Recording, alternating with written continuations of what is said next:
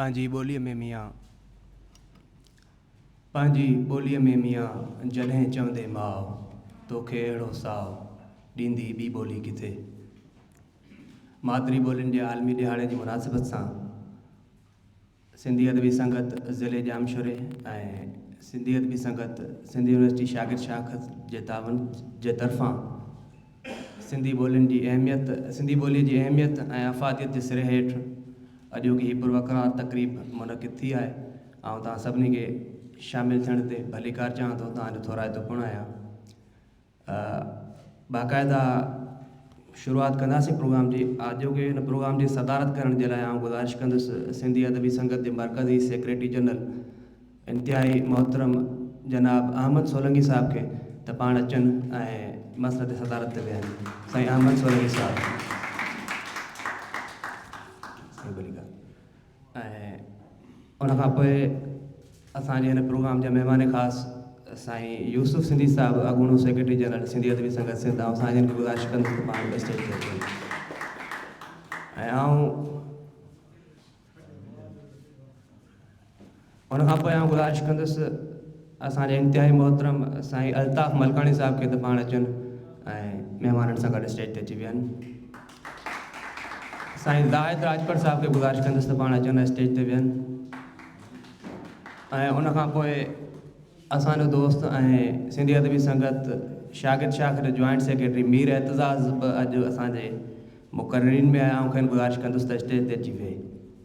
Mir Aitzaz please अचो। हलिया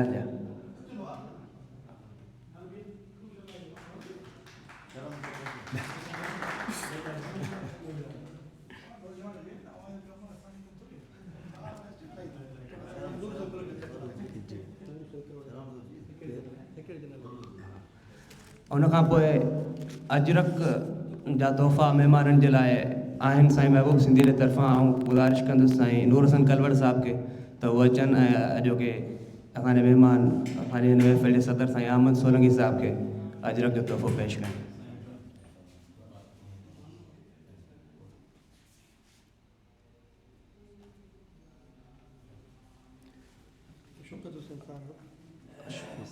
उनखां पोइ गुज़ारिश कंदुसि शौकत हुसैन सारण साहिब खे त पाण अचनि ऐं साईं यूसुफ सिंधी साहिब खे अजरक जो तोहफ़ो पेश कनि।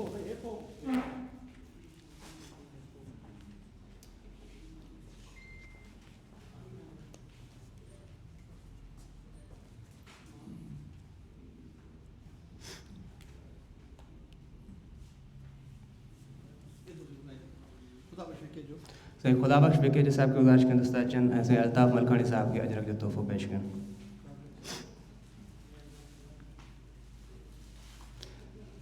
साकी मंसूर खे गुज़ारिश त अचे ऐं साईं ज़ाहिद राजपत साहिब खे अजरक जो तोहफ़ो पेश करे।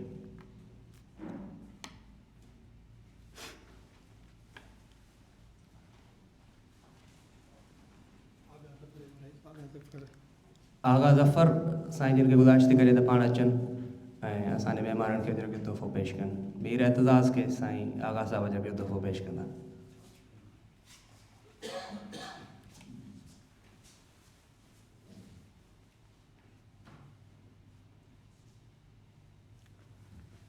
इन खां पोइ आयल महिमाननि खे आजियाणियूं ॾियण जे लाइ गुज़ारिश कंदुसि ख़ुदा बख़्श साईं अहमद सोलंकी साहिब जे लाइ अजरक जो तोहफ़ो साईं शौकत हुसैन सारण साहिब खणी आया आहिनि। तव्हां जिन खे गुज़ारिश कई करे साईं नूर हसन कलवड़ साहिब सभिनी दोस्तनि जे लाइ गुलनि जा हार आंदा आहिनि। साईं जिन खे गुज़ारिश थी करे त अचनि ऐं दोस्तनि खे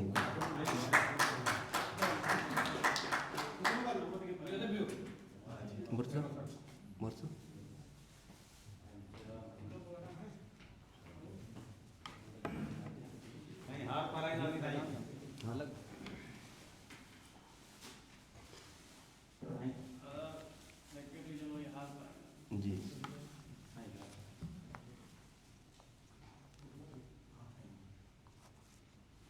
साईं नूर हसन कलवड़ साहब सेक्रेटरी जनरल अहमद सोलंकी साहब के गुलनि जो हार पेश किया गया।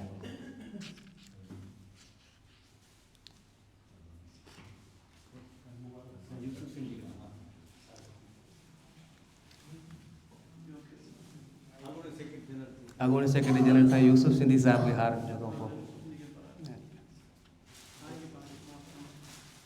साकी मंसूर खोसो हामद सोलंकी साहब खे गुलनि जो हार पेश कंदो।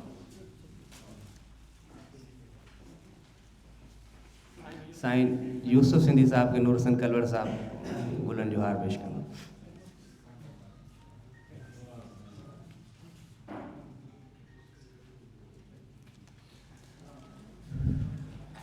ही तकरीब खे अॻिते वधाईंदे आयल महिमाननि खे आजियाणू पेश करण जे लाइ गुज़ारिश कंदुसि ख़ुदा बख़्श विकेजो साहब खे सेक्रेटरी थाणो बुला खान सिंधी अदबी संगत शाह करिया त अचनि आयल महिमाननि खे आजियाणू पेश कनि।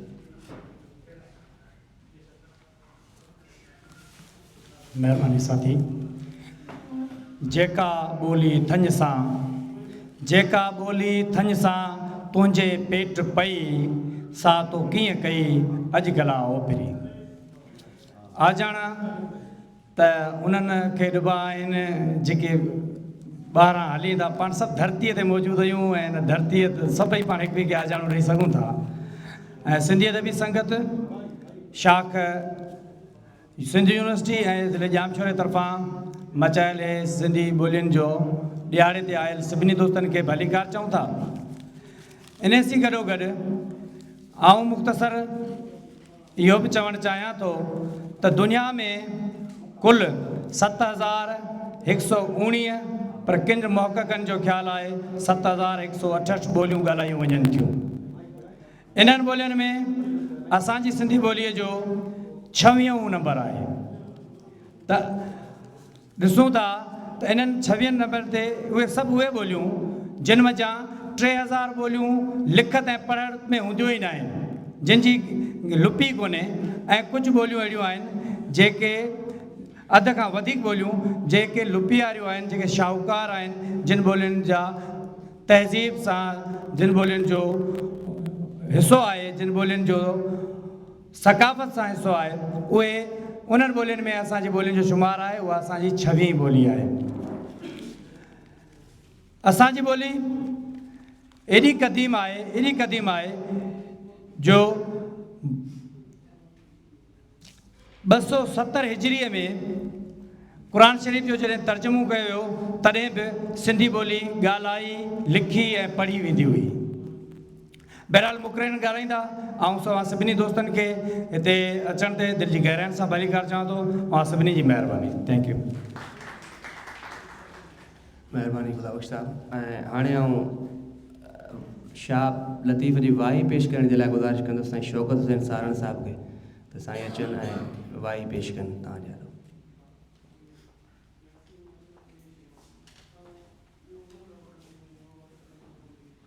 जीअं लतीफ़ जी ॿोली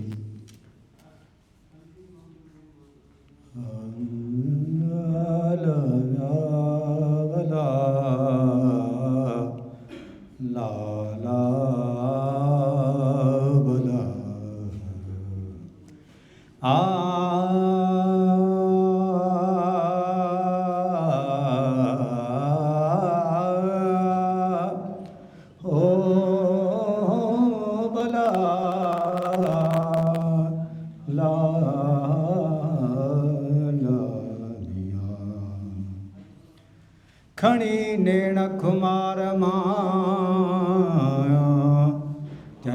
कयूं नाज़ नज़र त सूरज शाखूं झकियूं कुमाणो कमर तारा कतियूं ताइब थिया देखींदे दिलबर झको थियो जो हर जान बजे त जमाल सी भला ला भला जाथे काथे महबूबन जी जाथे काथे महबूबन जी आहे हुस्न जी हाकमियां आहे हुस्न जी हाकमियां जेॾियूं मारी आहियां यार सजण जे फिराक मला यार सजण जे फिराक मियां जे जुआऊं मारियां सुरमो सही कज अखड़ियुनि जो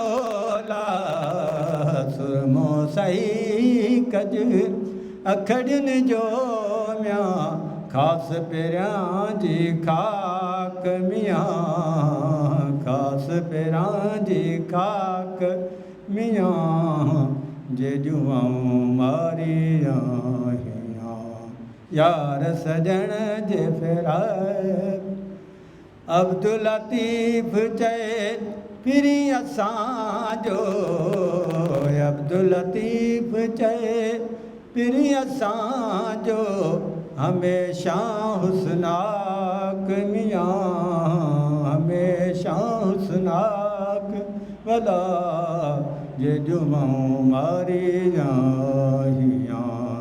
यार सजण जे फिराक मियां यार सजण जे फिराक भला जे जुआऊं मारियां यार सजण ला ला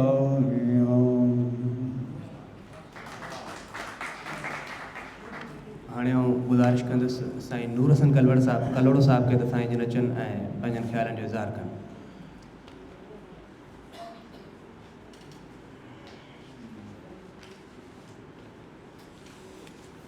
बिस्मिल्लाहिर्रहमानिर्रहीम। कंवल पाणू पाताल में भौर भरे आकाश बिनी संदवी गालड़ी राज कांधी रास ते इश्क के शाहबाज जंहिं मोहबती मेड़िया सभ खां पहिरें सिंधी अरबी संगत जी चूंडुनि में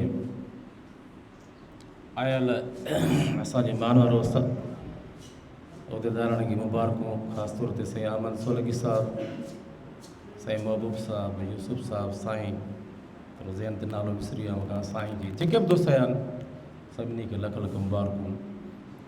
ऐं साईं महबूब त कमाल करे शेकारे ॾेखारियो जेकॾहिं ॿ टे ॾींहं मस गुज़रिया अहिड़ो प्रोग्राम रखियो अथई सुबुह ॿोलीअ ते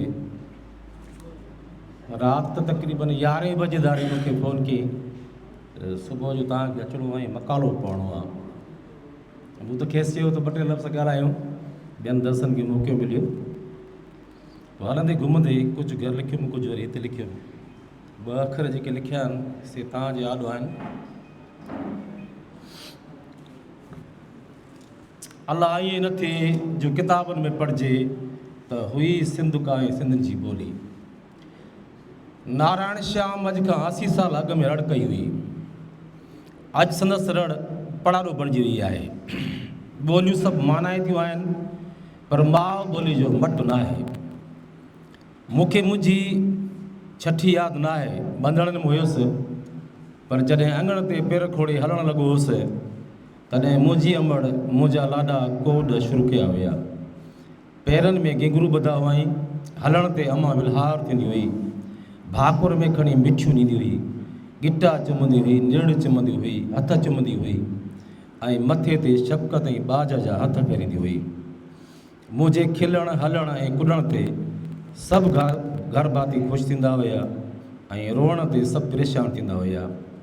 ॾाॾी त साफ़ क़ुर्बान वेंदी हुई, मां घोर वञा मां सदके वञा। अम्मा ऐं ॾाॾी जा सेरा लाॾा ओॾाणा कोॾाणा शुरू थींदा हुया त मां धड़क धड़क करे घर जे अङण ते ज़ोर सां पेर हणंदो हुयुसि ऐं गिंगरुनि मां मूसीक़ी जा पड़लाव निकिरंदा हुया। अहिड़ी मुहबत शफ़क़त नाज़ अंदाज़ सां रिझाइण परचाइण खेॾाइण ऐं विंदराइण किथो थो विसरी सघे। छठी जा अलॻि सेरा ऐं सवण हलण ते अलॻि मोरा ऐं सेरा। जेसि ताईं शादीअ जी उमिरि ते पहुतासीं तेसि ताईं ओलाणा कोॾाणा हलंदा हुया, मुख़्तलिफ़ रस्मूं ऐं सवण हलंदा हुया। पर अफ़सोस अॼु उहे ओलाणा कोॾाणा गीच सेरा लाॾा कोन था नज़र अचनि। माण्हुनि लाउड स्पीकरनि ते रीमिक्स डिस्को ऐं बेहूदा गाना शुरू कया आहिनि जेके सॼे पाड़े वारनि जी निंड हराम कई वेठा आहिनि। हफ़्तनि जा हफ़्ता ॾींहंनि जा ॾींहं ॿुधी ॿुधी निंड हराम थी वेंदी आहे सुकून ऐं निंड लाइ सिकी मरंदा आहियूं। असां परायनि रस्मनि खे चिंबड़ी पंहिंजी तहज़ीब जा तरा कढिया आहिनि। पंहिंजी माउ ॿोली मां हथु कढणु गोया पंहिंजी तारीख़, तहज़ीब, तमदन, सकाफ़त मां हथु कढणा आहिनि। हींअर जॾहिं घर ऐं घिटियुनि में चल मेरे घोड़े हिंदुस्तान जहिड़ियूं रांदियूं ॿुधूं था, तॾहिं असां पजरूं था त आख़िर असांजी नई जनरेशन जो छा थींदो, जेके पंहिंजी माउ ॿोलनि जी रांदियुनि खे छॾे परायनि ॿोलनि में फासी पिया आहिनि। इर्चिक मिर्चिक धाणा दिर्चिक, आग पटी हर नांगण जोगण ऐं सवे रांदियुनि जा ॿोल मरी चुका आहिनि। इहो असांजो पंहिंजो क़सूरु आहे। असां ॿारनि जी तरबियत में नाकाम थी चुका आहियूं। अंब जे वण खे स्विट्ज़रलैंड में पोखबो त कोन थींदो। असां परायनि ऐं ॿोलियुनि, रवायतुनि, रस्मुनि, रांदियुनि खे मान ॾिनो आहे ऐं पंहिंजी ॿोली खे हीच ऐं नीच सम्झियो आहे। हक़ीक़त में हीच नीच नाकारा असीं पाण आहियूं। असां पंहिंजनि क़ीमती ऐं नायाब रस्मुनि खे थुॾे वॾी फूंड सां पराई रस्मुनि में फासी विया आहियूं, जंहिं लाइ सिंध धरती ऐं ॿोली जा दुरोही आहियूं। असांखे पंहिंजी तहज़ीब ॿोली जो क़दुरु ई न आहे। सभ खां पहिरियां त इहो वाज़े कजे त सिंधी ॿोली दुनिया जी तहज़ीब ऐं ॿोलनि जी माउ आहे। यूरोप खां वठी बाक़ी दुनिया जंग में हुई तॾहिं सिंधी ॿोली ॻाल्हाई वेंदी हुई। दुनिया जी क़दीम तहज़ीब सिंधू माता आहे। सिंधी ॿोली जा 52 अखर आहिनि। ॿियनि ॿोलियुनि में 26 या 30 या 32 आहिनि। असांजी अल्फ़ाबेट जा ञे, ॼे, ॾाल, ॻे, ङे ऐं ॿिया अखर ॿियनि ॿोलियुनि में न आहिनि। ॿी ॿोली वारो वाङण, ॼञ, ॾेॾर, सिंग नची सघंदो। साफ़ ज़ाहिर थियो त सिंधी ॿोली जी वसत ॿियनि ॿोलियुनि खां ताक़तवर ऐं स्वाभाविक आहे। जंहिं ॿोली जा अखर घणा हूंदा, आवाज़ घणा हूंदा, उहा शहनशाह ॿोली आहे। सिंधी ॿोली उहा शहनशाह ॿोली हूंदी आहे। सिंधी ॿोली वारो दुनिया जी सभिनी ॿोलियुनि जा दुरुस्त अखर, लहजा, लफ़्ज़ रवानी सां कढी सघंदो ऐं दुनिया जी का ॿोली जल्दी सिखी सम्झी वठंदो। इन तरह सां असां हरूभरू पंहिंजे ॿारनि खे इंग्लिश मीडियम में या ॿियनि ॿोलियुनि में पढ़ाए रहिया आहियूं। पहिरें खां 5 क्लास ताईं पंहिंजे ॿारनि खे सिंधी लाज़मी पढ़णु घुरिजे। इहा असांजी अज़ीम ग़लती आहे। असां पंहिंजे पेरनि ते पाण को आड़ो वाहे रहिया आहियूं। पंहिंजी जनरेशन, पंहिंजी ॿोली, पंहिंजी तहज़ीब खे पाण तबाह करे रहिया आहियूं। उर्दू ॿोली अकबर बादशाह जे दौर में जुड़ी। उन जे लश्कर में अनेक क़ौमूं हुयूं जेके हिक ॿिए जूं ॿोलियूं न सम्झी सघंदा हुया। तंहिं करे उर्दू ॿोली वजूद में आई। उर्दू त कालो की छोकिरी आहे। इन खां अॻु में उर्दू ॿोली जो वजूद ई न हुयो। हिंदी ॿोली हुई, सा बि सिंधी मां जुड़ी आहे। इन तरह सराइकी, पंजाबी, सिंधी ॿोली जो लहजो आहिनि। अॻु सिर्फ़ु हिंद ऐं सिंध हुया, लेकिन हिंद बि सिंध मां निकिती आहे। ईरानी से खे हे चवंदा, हे सां उचार कंदा आहिनि। मुंहिंजा साईं, उर्दू ॿोली ठाहिण वारा बि सिंधी हुया। अकबर बादशाह जा 9 रतन हुया, जिन मां 3 रतन त सिंध जा हुया, अबुल फज़ल, अबुल फैज़ी ऐं बीरबल। शेख मुबारक सेवण जो हुयो, अबुल फज़ल, अबुल फैज़ी जो वारसा। शेख मुबारक सेवण जो जंहिंजा 2 फर्ज़ंद अबुल फज़ल ऐं अबुल फैज़ी अकबर बादशाह वटि हुया, वॾा आकाबर ऐं आलम हुया। अकबर बादशाह शेख मुबारक खे चयो त लश्कर हिक ॿिए जी ॿोली नथो सम्झे, का ॿोली ठाहे ॾियो त जीअं हिक ॿिए खे सम्झी सघनि। सेवण जे शेख मुबारक खे चयो, इहो कमु त मुंहिंजा नींगर फज़ल ऐं फैज़ी करे सघनि था। मूं उमिरि दराज़ पोड़े माण्हू खे छो थो तकलीफ़ ॾिए, तव्हांजो कमु थी वेंदो। ऐं पोइ ॿिन्ही सिंधी भाइरनि फज़ल ऐं फैज़ी उर्दू ॿोली ठाहे ॾेखारी।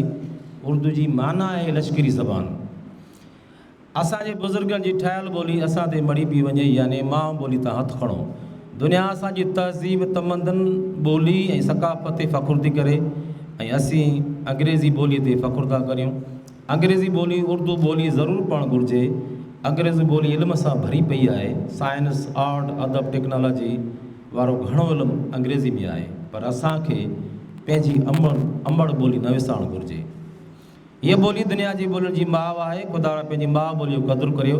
शाइर जूं सिन्फ़ूं जेके सिंधी ॿोली में आहिनि से सिन्फ़ूं तमामु घणियूं सिन्फ़ूं ॿियनि ॿोलियुनि में न आहिनि। जीअं मिसाल तौरु वाही, काफ़ी, मौलूद, मदह, बेत, ॾोहीड़ा, ओलाणा, कोडाणा, गीच, मोरो, लहरो, लोरी ॿियनि ॿोलियुनि में न आहिनि। असांखे पंहिंजी सिंधी ॿोली ते फ़ख़्रु घुरिजे, न की ॿियनि ते। असांजी सिंधी ॿोली अमीर ॿोली आहे। हर हिकु शइ जा प्रॉपर नाला आहिनि। मिसाल तौरु अंग्रेज़ी में तव्हां स्टिक चवंदव, उर्दू में डंडी चवंदव, पर असां वटि हर हिकु माप जी जेका लठ आहे उनजा पंहिंजा नाला आहिनि। मिसाल तौरु लठ, डांग, पाइणो, बाटो, सोटो, सोटी, दासो, छमक, तलहर, ॾोरड़ो, किलो, चबुक, डंडो, डंडी। त इहे प्रॉपर जेके हर शइ जा लठ जा जेके बि क़िस्म आहिनि उनजा नाला आहिनि। अंग्रेज़ी में अंकल चऊं, पर अंकल केरु? चाचो, मामो, पुफड़, मासड़, केरु? हक़ीक़त आवाज़ ऐं उचार ज़ेर ज़बरुनि सां निकिरंदा आहिनि। अ, ए, उ, औ, उ 52 अखर आहिनि। त 52 पटियूं आहिनि सेखारण लाइ। 52 पटियूं आहिनि, पर असां वटि 5 पटियूं बि कोन पढ़ायूं थी वञनि। ॿार खे पहिरें क्लास खां 5 क्लास ताईं लाज़िमी सिंधी मीडियम में पढ़ाइणु घुरिजे। अफ़सोस इन ॻाल्हि जो आहे त असांजा पढ़ियल लिखियल शाइर, अदीब, क़ौम परस्त, सियासतदान जा ॿार बि माउ ॿोली में नथा पढ़ाइनि। इहा असांजी कमबख़्ती ऐं बदनसीबी चइबी। लतीफ़ त 300-400 साल अॻु में मयार ॾेई छॾी हुई त जे तूं फ़ारसी पढ़ीअ ॻोल्हो तूं ग़ुलाम। पंहिंजी ममता ॿोली खे विसारणु बेवड़नि माण्हुनि जो कमु आहे। लतीफ़ साईं चयो आहे त हींअरो ॿेड़ी जिया ॾुतड़ पे ॾींहं थिया, पुछियो तव्हां न पहिरियां करला थी कॾहिं। तव्हांजी वॾी महिरबानी, तव्हां मूंखे टाइम ॾिनो। ऐं ॿियूं कुझु शयूं हुयूं जेके निसाब में असांजा अकाबर जेके ॾाहा ग़लतियूं कनि था, पर इन ते वरी ॿिए दफ़े ॻाल्हाइजो। तव्हांजी वॾी महिरबानी sir, thank U very much.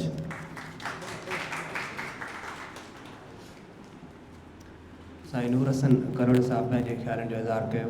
वॾी महिरबानी साईं। शाख सिंधड़ी टाउन जो सेक्रेटरी बलहार छछर असां सां मौजूदु आहे। साईं इनखे भलीकार ऐं गुज़ारिश कंदुसि त अचनि ऐं मुख़्तसर वक़्त जे लाइ पंहिंजे ख़्यालनि जो इज़हार कनि।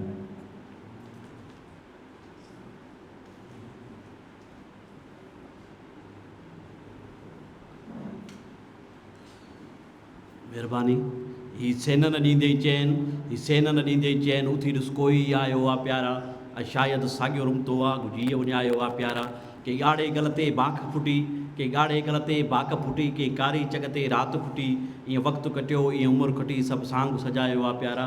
आ चौधारी महिराण मथो, आ चौधारी महिराण मथो, जंहिं जोर पवे तंहिंजो न पतो, हीरो जज़ीरो हैरत जो जे मंझि समायो आहे प्यारा। मूंखे तमामु घणी ख़ुशी थी आहे जो सिंधी अदबी संगत जेका सिंधी यूनिवर्सिटी शाखा प्रोग्राम कयो आहे तमामु अहम आहे। ऐं मां पंहिंजे चूंडियल मरकज़ी पार्टी जेका इहा आहे अदबी संगत इन जो शुक्रगुज़ार आहियां। बुनियादी तौर ते साईं नूरो सर्कल ओड़े एतिरो शानदार ऐं घणो रखो ॻाल्हायो जो मूंखे तमामु घणी घटि ज़रूरत थी पए त मां जेको 2 मिंट अॻिते ॻाल्हाए सघां। पर जीअं त मूंखे मदद कयो वियो आहे, उन करे जीअं साईं तव्हांखे ॿुधायो त आम ॿियनि ॿोलियुनि में जीअं चाचे लाइ या मासीअ लाइ ॿियनि लाइ मुख़्तलिफ़ जेको हिकिड़ो लफ़्ज़ु आहे, त हिन ॿोलीअ जी हिकिड़ी झोली आहे, हिन में वसत एतिरी आहे जो मुख़्तलिफ़ हिकु नंढी शइ जे लाइ पोइ ज़िंदगीअ जो को बि रुख हुजे त उन जे लाइ तमामु घणो हिकिड़ो वधीक सरमायो मौजूदु आहे। नंबर 1।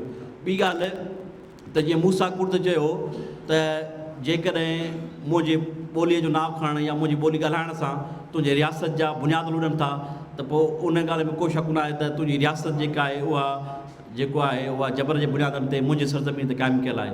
उन करे अॼु जॾहिं असीं पाकिस्तान जे अंदरि रियासत जे अंदरि क़ौमी ॿोलीअ जो सुवालु खणूं था त उन ते रियासत खे जेका मिठिया लॻे थी या उहो जेका क्रोध जो इज़हार करे थी, त उनजो इहा आहे त हिन तारीख़ी तौर ते जेका ॿोली आहे उन सां मटरिली मां वारो सलूक आहे। हालांकि हिंदुस्तान जे अंदरि बि तव्हां ॾिसंदव त उते जेके ॿियूं ॿोलियूं आहिनि उन सां गॾु सिंधी ॿोली जेका आहे उहो क़ौमी ॿोली जो दर्जो रखे थी।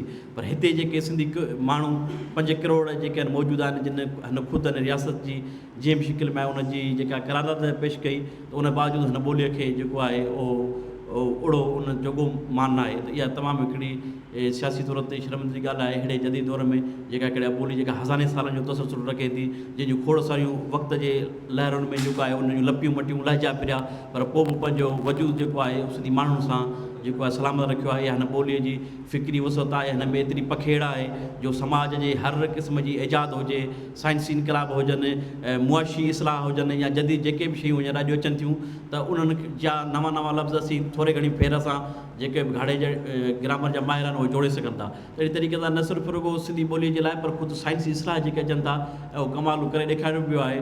पहिरीं त ईअं चयो वियो त असांखे शायदि सोशल मीडिया जा जेको कीबोर्ड आहे उन ते सिंधी ॿोली जेको आहे न चढ़ंदी ऐं अॻिते जेको आहे असांखे नुक़सानु पवंदो हुअं, या असीं रूमनि जो जेको असांजे अदीबनि माज़ीअ में असांजे सीनियरनि जेको ख़दशो कयो आहे उन्हनि जो जाइज़ ख़दशो, पर अॼु सिंधी ॿोली पंहिंजे पूरी आबताब सां जेको आहे ज़िंदा जावेद आहे या सिंधी ॿोली जी आहे, उन में जेको पूरो थियो।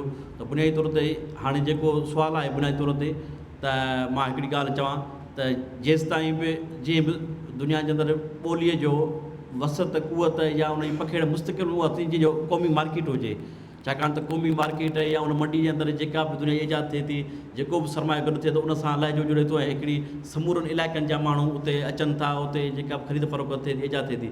पर जीअं त तव्हीं ॼाणो था त इन ॻाल्हि खां असांखे सिंधी अदबी मौजूदु हूंदे बि असांखे सिंध जी जेका सियासी ग़ुलामी आहे, सिंध जी जेका तबक़ाती ग़ुलामी आहे जागीरदार तबिके जी, ऐं सिंध जी जेका रियासती ग़ुलामी आहे, इन टिनि चइनि क़िस्म जी जेका रूहानी हिन में ज़ंजीर पियल आहिनि, उनजे करे असांजी जेका ॿोली आहे उहा बि हिकिड़े सियासी कैंसर जो शिकार आहे। ऐं जेसि ताईं असां अदीबनि खे मञिणो पवंदो त असीं जेसि ताईं अदीब जेके उहे सियासी कारकुननि सां रोड जे अंदरि कुलो कुलो मुले में न वेहंदासीं, पंहिंजे अदब खे जेको आहे सियासी तहरीकुनि हलचलुनि सां न जुड़ींदासीं, त सिर्फ़ु जेको आहे उहो नारायण श्याम जी जेका आहे शाइरी काफ़ी न हूंदी, सिर्फ़ु आयाज़ जो कतो जेको आहे काफ़ी न हूंदो, सिर्फ़ु उस्ताद जो गज़ल काफ़ी न हूंदो, बल्कि सिंधी अदीब खे पंहिंजे ॿोलीअ खे बचाइण जे लाइ सियासी इक़्तिदार जे जेको बि सिंधो जेको सुवालु आहे उनखे पूरे तबिके जे निजात सां जुड़णो पवंदो। सिंधी माण्हूअ जी हेठि हारीअ जी मोची जी जेसि ताईं सिंध जे इक़्तिदार ते न हूंदी तेसि ताईं जेको सिंधी ॿोलीअ जो जेको वजूदु आहे उहो इस्लामाबाद जे सियासी फेरनि घेरनि में ऐं हितां जो जेको मक़ामी जागीरदार वेका हुआ उहो ॿोलीअ खे जेको आहे कॾहिं उनखे लॼ महसूसु नथी थिए। उन करे अचो त उन क़िस्म जी जेको आहे सियासी सुवाल खे जोड़ियूं, ॿोलीअ खे उन सां जोड़ियूं, वधि खां वधि साईं इब्राहिम जो जे कम खे ओन कयूं, ख़ुदि जंहिंजो हाल ई एम एच पावर हाल आहे उन माण्हूअ असांजे महानदी में केतिरो पूरो कयो उनखे जेको कयूं असांखे अहिड़ी तरीक़े सां ॿोली मिली आहे।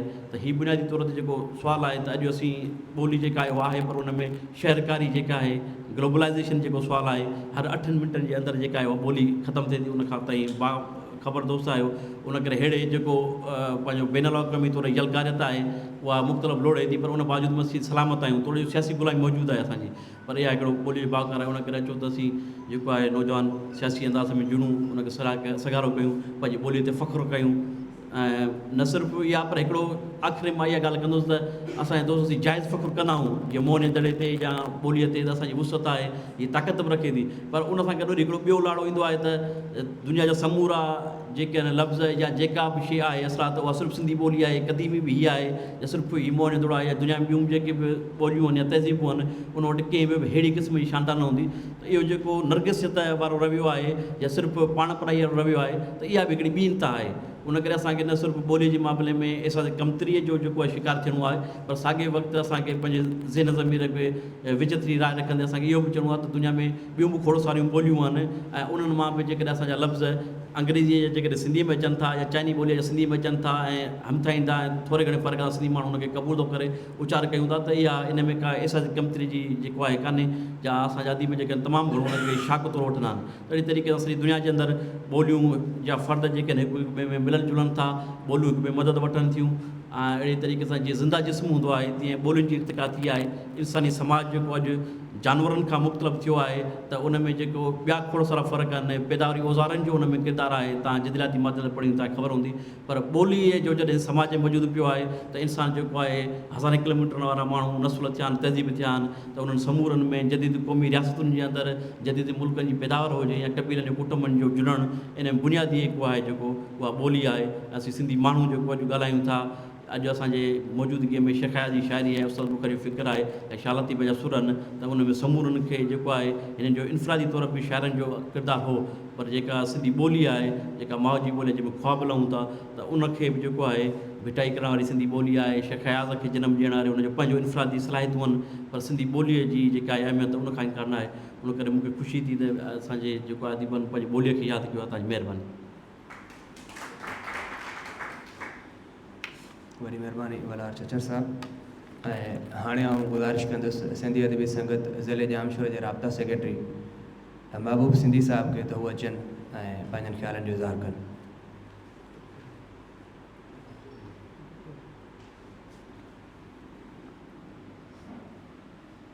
अमर ॾिनी आहे हिकिड़ी लोली जीअं सिंध जीअं सिंधी ॿोली। स्टेज ते वेठल मुंहिंजी सिंधी अदबी संगत सिंध जो सेक्रेटरी जनरल अहमद सोलंकी साहब, मोहतरम यूसुफ सिंधी साहब, ज़ाहिद राजपर, साईं अल्ताफ़ मलकाणी, मेरे एतज़ाज़ ऐं पिंडाल में वेठल दोस्तो, अस्सलाम वालेकुम। जीअं सिंध जीअं सिंधी ॿोली। सभ खां पहिरीं त मां सिंधी अदबी संगत सिंधी यूनिवर्सिटी शागिर्द शाख MH Kunwar institute of Sindh studies Jamshoro जो शुक्रगुज़ार आहियां, जिन जे गॾियल सहकार सां सिंधी अदबी संगत ज़िलो जामशोरो ही प्रोग्राम करे सघियो आहे। ऐं तव्हां सभिनी दोस्तनि जा वॾा बड़ आहिनि जंहिं क़ौमी सॾ में सॾु ॾेई अॼु असांजे प्रोग्राम खे रौनक बख़्शी आहे। जेतिरे क़दुरु सिंधी ॿोली जो सुवालु आहे त मां सम्झां थो त सिंधी ॿोली सिंधु सभ्यता जे ख़मीर मां निकितल आहे ऐं असां सभिनि जो इहो हिकिड़ो ई मुतालबो आहे त सिंधी ॿोली खे क़ौमी ॿोली जो दर्जो ॾिनो वञे। मां वधीक न ॻाल्हाईंदुसि त मुंहिंजा मुक़ररु दोस्त हिन ते वधीक गुफ़्तगू रखंदा। तव्हां दोस्तनि जी तमामु वॾी महिरबानी। हिन खां पोइ गुज़ारिश कंदुसि आगा ज़फ़र साहब खे त साईं जिन अचनि ऐं गीत पेश कनि हिते, उनखां पोइ असीं पंहिंजे स्पीकर जी तरफ़ हलंदासीं।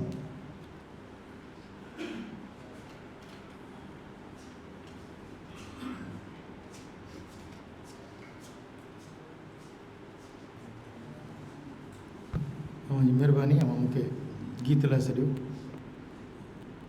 छाकाणि त ॻाल्हाइणु मूंखे न ईंदो आहे। तव्हांजी महिरबानी। हिते स्टेज ते वेठल जनाब सदर साईं अहमद सोलंकी साहब, साईं यूसुफ सिंधी साहब, साईं अल्ताफ़ मलकाणी साहब, साईं ज़ाहिद राजपर साहब ऐं साईं मीर एज़ाज़ साहब, मीर एतज़ाज़ साहब, तव्हां सभिनी खे नज़र मूंखे महबूब सिंधी फरमाइश कई हुई त यार गीत ॿुधाइजां जीजल, ऐं सभिनी नज़र ओ जीजल जीजल जीजल मुंहिंजी जीजल सिंध, ओ जीजल जीजल जीजल मुंहिंजी जीजल सिंध, तुंहिंजी भूमि चुमा तुंहिंजी हंज सुमा, तुंहिंजी भूमि चुमा तुंहिंजी हंज सुमा, तुंहिंजी भूमि चुमा तुंहिंजी हंज सुमा, तुंहिंजी भूमि चुमा तुंहिंजी हंज सुमा। ओ जीजल जीजल जीजल मुंहिंजी जीजल सिंध, हू भिट तां सॾ नाए थो ऐं गीत वफ़ा जा ॻाए थो, हू भिट तां सॾ नाए थो ऐं गीत वफ़ा जा ॻाए थो। मां शाह लतीफ़ जे बेतन में, मां शाह लतीफ़ जे बेतन में थो तुंहिंजो इश्क़ पढ़ां, थो तुंहिंजो इश्क़ पढ़ां। ओ जीजल सिंध, ओ जीजल जीजल जीजल मुंहिंजी जीजल सिंध, तुंहिंजी हर जाई का थारेली का चूड़ेली का गगरेली, तुंहिंजी हर जाई का थारेली का चूड़ेली का गगरेली। मातिन जी चोलीअ जे टिकड़ियुनि में, मातिन जी चोलीअ जे टिकड़ियुनि में तुंहिंजा अक्स पसां, थो तुंहिंजा रंग ॾिसां। ओ जीजल सिंध, ओ जीजल जीजल जीजल मुंहिंजी जीजल सिंध, हू पीले पटके वारो ॾिस ऐं टोपीअ अजरक वारो ॾिस, हू पीले पटके वारो ॾिस ऐं टोपीअ अजरक वारो ॾिस। मां उन जे अजरक जे फुलड़िन खे, मां उन जे अजरक जे फुलड़िन खे तारनि सां भेटियां, थो तारन सां भेटिया हो जी जल सिंध मां, हो जी जल मुंहिंजी जी जल सिंध।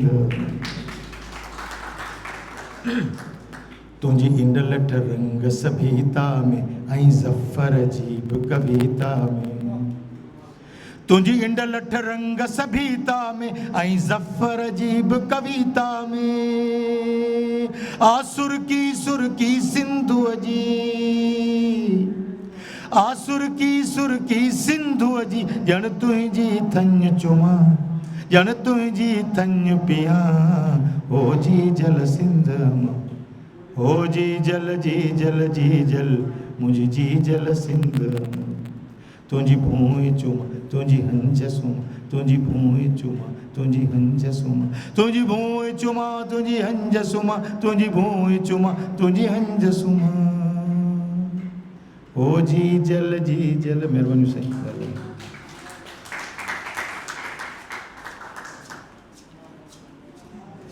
हाणे आउं गुज़ारिश कंदुसि सिंधी अदबी संगत सिंध यूनिवर्सिटी शागिर्द शाख जो जॉइंट सेक्रेटरी ऐं सिंधी ऐं उर्दू ॿोली जो इंतिहाई ख़ूबसूरत शाइर असांजो दोस्त मीर एतज़ाज़ सां त उहो अचे ऐं पंहिंजनि ख़्यालनि जो भरपूर इज़हार करे।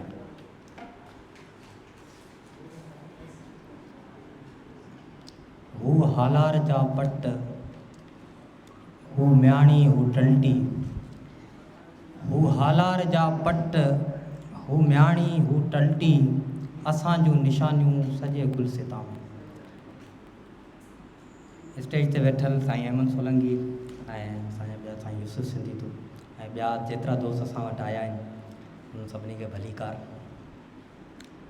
ॿोली जो मामिलो हिते ॾाढा दोस्त काफ़ी ॻाल्हाए विया आहिनि ऐं ॿोली जे मामले में मूंखे हिकिड़ी ॻाल्हि यादि अचे थी। असां जॾहिं अफ़लातून जा डायलॉग्स पढ़ियासीं पिया त अफ़लातून डेमोक्रेसी जमहूरियत जे बारे में हिकिड़ी ॻाल्हि कई हुई त उते मिसाल ॾिनी हुई त को बि समाजी मामिलो हूंदो आहे, अगरि कंहिं माण्हू जी तबियत ख़राबु आहे त सभई माण्हू गॾु थी करे फ़ैसिलो कोन कंदा त हिन खे छा हिन जो कहिड़ो इलाजु कजे, बिल्कुलु उनजे एक्सपर्ट वटि उनजे डॉक्टर वटि वठी वञिबो ऐं उहो फ़ैसिलो कंदो।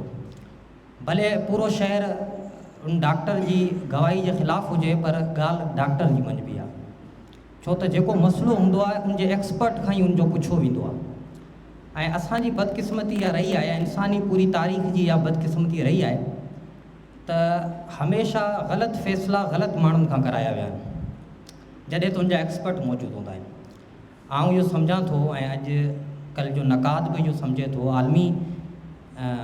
आलमी सतह ते इहा ॻाल्हि वैलिड आहे त जेको अदब आहे, जेको शाइर आहे, उहो सिर्फ़ु जमालियात जो मुहरिक आहे, बसि उनखां मथे न आहे। अगरि फितरत जी का ॻाल्हि को फितरती मामिलो सम्झणो आहे त असांखे साइंस सां रुजू करिणो पवंदो। अगरि असांखे को सियासी मामिलो सम्झणो आहे त असांखे कंहिं सुठे सियासतदान सां रुजू करिणो पवंदो। त असांखे ॿोली जे हवाले सां बि इहा ॻाल्हि ज़हन में रखणु खपे त ॿोली बचंदी कीअं आहे। छा सिर्फ़ु शाइर ॿोली खे बचाए सघनि था या सिर्फ़ु अदब ॿोली खे बचाए सघे थो? इहो जेको मामिलो आहे उन में हमेशह असीं ग़लतफ़हमी जो शिकार रहिया आहियूं। असां शाइर, असीं अदीब हमेशह ॻाल्हाईंदा रहिया आहियूं, असां ॿोली जे हक़ में ॻाल्हायो आहे छो त इहे ई असांजी मीडियम आहे। पर आउं इहो सम्झां थो त तख़लीक़ियत जेका बि हूंदी आहे उहा पंहिंजी ॿोली तब्दील करे छॾींदी आहे। अगरि हिते फ़ारसी हुई त असांजा माण्हू फ़ारसी में लिखणु लॻा, हिते जेकॾहिं इंग्लिश जो राज अची वेंदो त असां इंग्लिश में लिखणु लॻी वेंदासीं, उर्दू में लिखणु लॻी रहिया बि आहियूं। त मूंखे लॻे थो त अदब कॾहिं बि ॿोली न बचाईंदो, अदब हमेशह पाण खे ई बचाईंदो आहे, उहो पोइ ॿोली में तब्दील थी वेंदो आहे। ॿोली ख़ालिस समाजी मामिलो आहे, पहिरीं ॻाल्हि इहा तस्लीम करणी पवंदी। ॿोली तॾहिं ई बचंदी जॾहिं समाज उनखे एक्सेप्ट कंदो ऐं समाज जीअं तब्दील थियो इहो अदब बि हिते रहिजी वेंदो, इहो इल्मु बि हिते रहिजी वेंदो। तुलसीदास संस्कृत में हेॾो वॾो शाइर हो पर अॼु संस्कृत समाजी ॿोली न आहे। यूनान में हेॾो फ़लसफ़ो, हेॾो अदब, हुमर खां वठी करे अरस्तू ताईं, डेमोक्रेटिस ताईं, पर अॼु यूनानी उहा ॿोली असां वटि न आहे। ईअं अतालवी ॿोली बि असांजे साम्हूं मिसाल पई आहे। त इहा शइ त तारीख़ असांखे ॿुधाए छॾी आहे त अदब इल्मु ऐं ही जेके कुझु ख़वास माण्हू ऐसी ख़वास आहियूं हिते उहे माण्हू वेठल आहिनि जेके अदब सां या हिन ॿोली जे कंहिं न कंहिं मामले सां लाॻापियल आहिनि। हीउ समाज न आहे वेठल हिते। त आउं इहो सम्झां थो त ही ख़वास कॾहिं बि का ॿोली न बचाईंदा आहिनि। ख़वास सिर्फ़ु अदब बचाए सघनि था, इल्मु बचाए सघनि था, जेका ॿोली खे कंटिन्यू करे सघे थी, ॿोली जो दरिया खे कुझु वॾो करे सघे थी। छो त वॾा शाइर लुगत जे ताबे कान हूंदा आहिनि, उहे लुगत साज़ हूंदा आहिनि कंहिं बि ॿोली जा। त शाइर लुगत साज़ आहे, उहो ॿोली जो वहिकिरो वधाए सघे थो, उन में कुझु मानी जी गुंजाइश अञा ॾेई सघे थो, उन जे हर्फ़नि मां कुझु ॿिया कम बि वठी सघे थो जेके उन हर्फ़ में पहिरीं न हुआ। इहे शाइर इहे कमु करे सघनि था, पर ॿोली ख़ालिस समाजी मामिलो आहे। समाज जेसि ताईं उन ॿोली खे एक्सेप्ट न कंदो, समाज जंहिं ॿोली खे इस्तेमालु न कंदो। हिकिड़ो दोस्त हिते ॻाल्हाए पियो आहे इन पॉइंट ते, त समाज जेसि ताईं असांजी मार्केट ई ॿोली सिंधी न आहे तेसि ताईं ॿोली न बचंदी। ऐं ॿोली समाजी ऐं सियासी मामिलो आहे ऐं उनखे सियासत समाज ई बचाए सघे थो।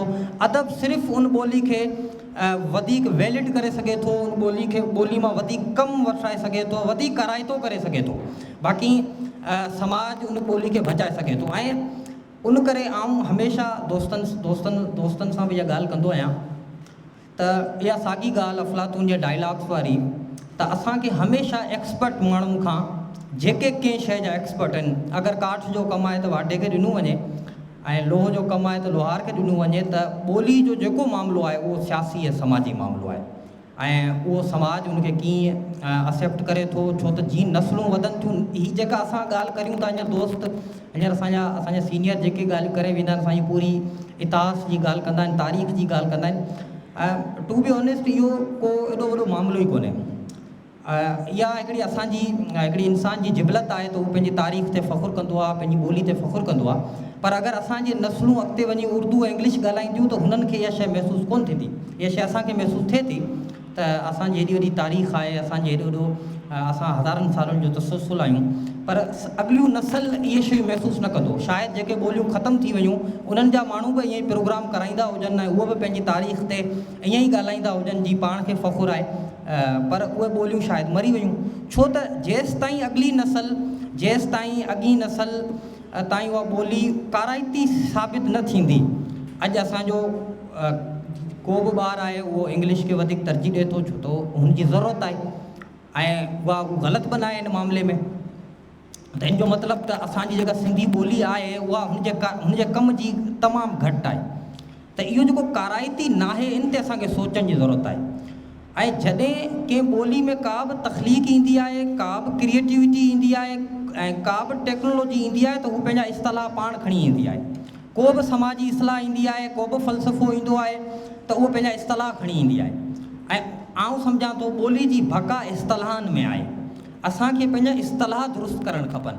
अॼु बि आउं जॾहिं 9 या 10 क्लास जो निसाब फिज़िक्स पढ़ां थो त मूंखे सिंधी जी फिज़िक्स सम्झ नथी अचे, पर आउं इंग्लिश जी फिज़िक्स सम्झां पियो ऐं इंग्लिश जी केमिस्ट्री सम्झां पियो। छा मामिलो आहे? इन जो मतिलबु त असां जेको जदीद उलूम आहे उनखे सही ट्रांसलेट करे ई न सघिया आहियूं, पंहिंजी ॿोली खे इन क़ाबिल न बणायो आहे त जदीद इस्तलाह असांजी ॿोली में समाए सघनि। त इहो इंतिहाई अहम मामिलो आहे त असां इस्तलाही या हिकिड़ी तहरीक ॿुधणु खपे। जेको उर्दू में कमु थियो आहे, उर्दू बि अञा उन यद तूला ताईं त न आहे पुगी जंहिं ताईं जेके जदीद इस्तलाह इस्तेमालु थियनि पिया, पर सिंधी अञा बि को 20 या 30 खनि क़दम पोइते आहे। ऐं ॿी अहम ॻाल्हि जेका हिते मूंखे रखणु ज़रूरी बि सम्झां पियो ऐं हिते मूंखे रखणु बि खपे, छो त हिते असांजा दोस्त शाइर अदीब मौजूदु आहिनि ऐं उहा ॻाल्हि मुंहिंजी सम्झी सघनि था। कंहिं बि ॿोली खे प्रिज़र्व करण लाइ, उन जे कंहिं बि फोनेटिकल मामले खे प्रिज़र्व करण लाइ जेकॾहिं का हिकिड़ी शइ आहे उहा सिर्फ़ु शाइरी आहे, नसुर न आहे।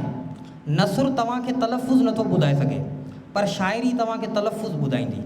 जीअं असां हाणे को तलफ़ुज़ जो मसइलो थींदो आहे त असीं कंहिं सीनियर या कंहिं उस्ताद शाइर खां सनद वठंदा आहियूं, ऐं उर्दू में रुझान वधीक आहे, सिंधी में बि आहे। त फोनेटिकल मामिलो, तलफ़ुज़ जो मामिलो शाइरी प्रिज़र्व कंदी आहे। छो शाइरी में वज़न, बहर ऐं रिदम हूंदो आहे, त उहो पंहिंजो अगरि उन में तव्हां हिकिड़ो लफ़्ज़ बि ग़लति उचारियो पिया त हू तव्हांखे ॿुधाए छॾींदो त मूंखे ग़लति उचारियो पिया, मतिलबु प्रिज़र्व कंदो आहे। बदकिस्मती इहा आहे त सिंधी शाइरी में या सिंधी ॿोली जे शाइरनि कॾहिं बि तलफ़ुज़ जे मामले खे संजीदा कोन वरितो। उन जा मूं वटि चंद मिसाल आहिनि, उहे इहे आहिनि त असां वटि शाइर इहे दोस्त ॻाल्हि सम्झी सघनि था त जेको उरूज़ी मामिलो आहे, असां कंहिं बि शइ खे रिदम में बीहारण लाइ उनजो तलफ़ुज़ क़ुर्बान कंदा आहियूं।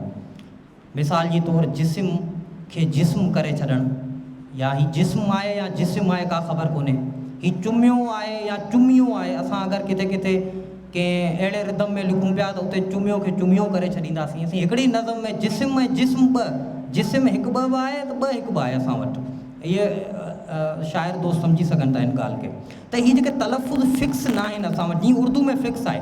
असां अगरि उर्दू में वली दखनी जेको मीर तकी मीर खां बि पोयूं शाइर आहे, मतिलबु त उर्दू जो पहिरियों क्लासिकल शाइर, उन जे लफ़्ज़ जे तलफ़ुज़ जी साख़्त हींअर आउं ग़ज़ल लिखां त आउं उनजो सनद खणी सघां थो। हू एतिरा तसलसुल में आहिनि, हू कंहिं बि लफ़्ज़ खे घुमाए नथा सघनि। हुननि वटि अगरि जिस्म ॿ हिकु आहे त वली दखनी वटि बि ॿ हिकु आहे, त उहो अहमद फराज़ ऐं वसीम बरेवली तक बि ॿ हिकु आहे। पर असां वटि इअं न, असांजा मुख़्तलिफ़ शाइर मुख़्तलिफ़ तलफ़ुज़ जो इस्तेमालु कनि था, ऐं इहो अहम मामिलो आहे जेके हमेशह निगलेक्ट कयो वियो आहे। ऐं इहो ॾुखियो मामिलो बि आहे, छो त सिंधी में एक्सेंट जाम आहिनि। हिन ते बाक़ाइदगी आउं इहे सम्झां थो हिकिड़ी कमेटी वेहणु खपे ऐं तइयुन करणु खपे, असांजा तलफ़ुज़ फिक्स करणु खपनि, त जीअं असीं कन्फ्यूज़ न थियूं, असांजो ईंदड़ नसल मुश्किल में न अचे त हीअ असुलु लफ़्ज़ कीअं आहे।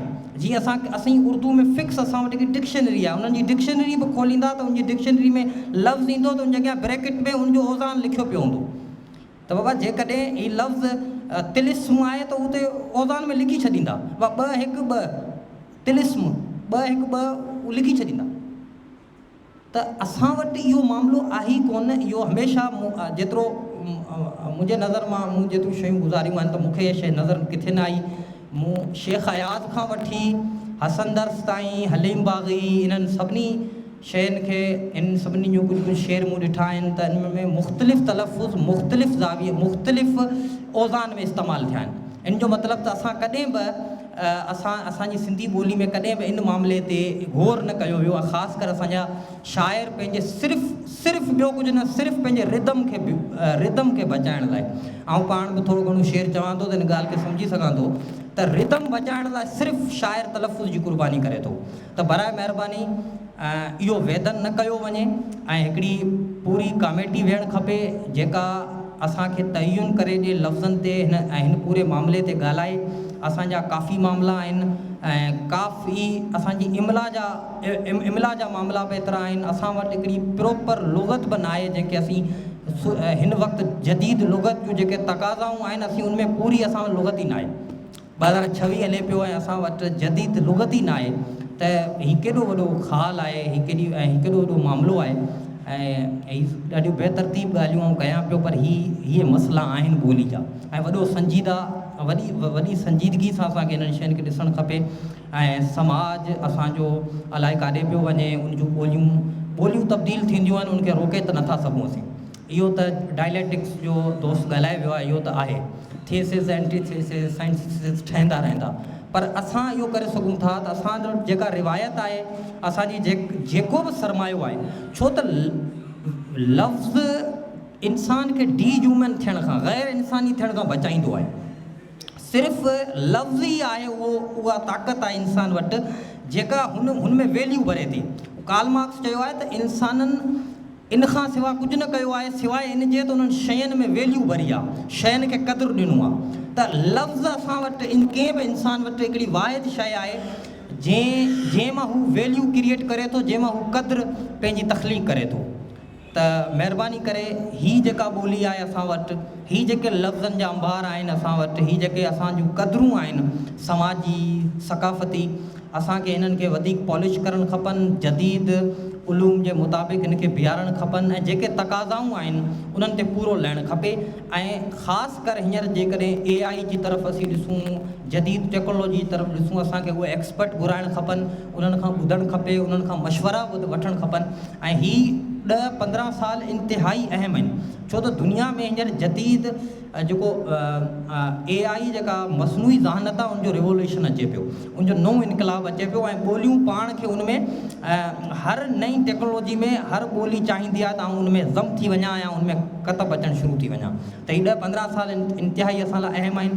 असांखे उन्हनि एक्सपर्टनि सां रुजू करणु खपे, असांखे तंज़ीम साज़ी करणु खपे, ऐं असांखे बाक़ाइदगी पेपर वर्क करणु खपे ऐं उन्हनि शयुनि ते कमु करणु खपे जेके इन ॿोली खे वधीक जानदार, वधीक चटानदार ठाहे सघनि था।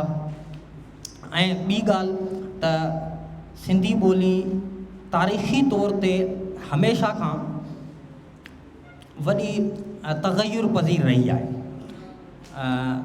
अगरि उहो वैदिक दौर खां ॾिसंदा अचूं, असीं धरावड़ियुनि ॿोलियुनि खां ॾिसंदा हुजूं त तग़युर पसंदी असांजी, छो त जिन इलाइक़नि ते वधीक इन्फ्लुएंस रहियो आहे फ़ातिहीन जो, उते जूं ॿोलियूं हमेशह तब्दील थियूं आहिनि, उहो ॿोली हमेशह तब्दील थी आहे। 47 खां पोइ अगरि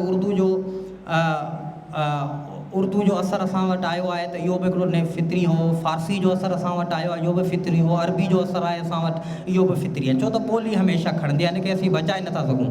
पर असीं इहो करे सघूं था त असीं पंहिंजी रिवायत खे, पंहिंजी ॿोली जी मयार खे वधीक पुख़्तो ऐं पंहिंजी जदीद उलूम में उनखे बीहारे सघूं था, इस्तिलाहनि ते कमु करे सघूं था, अञा लुग़त ते कमु करे सघूं था, ऐं पंहिंजे अदब खे वधीक वाज़ह ऐं पंहिंजे ॿोली लाइ डिफाइंड करे सघूं था।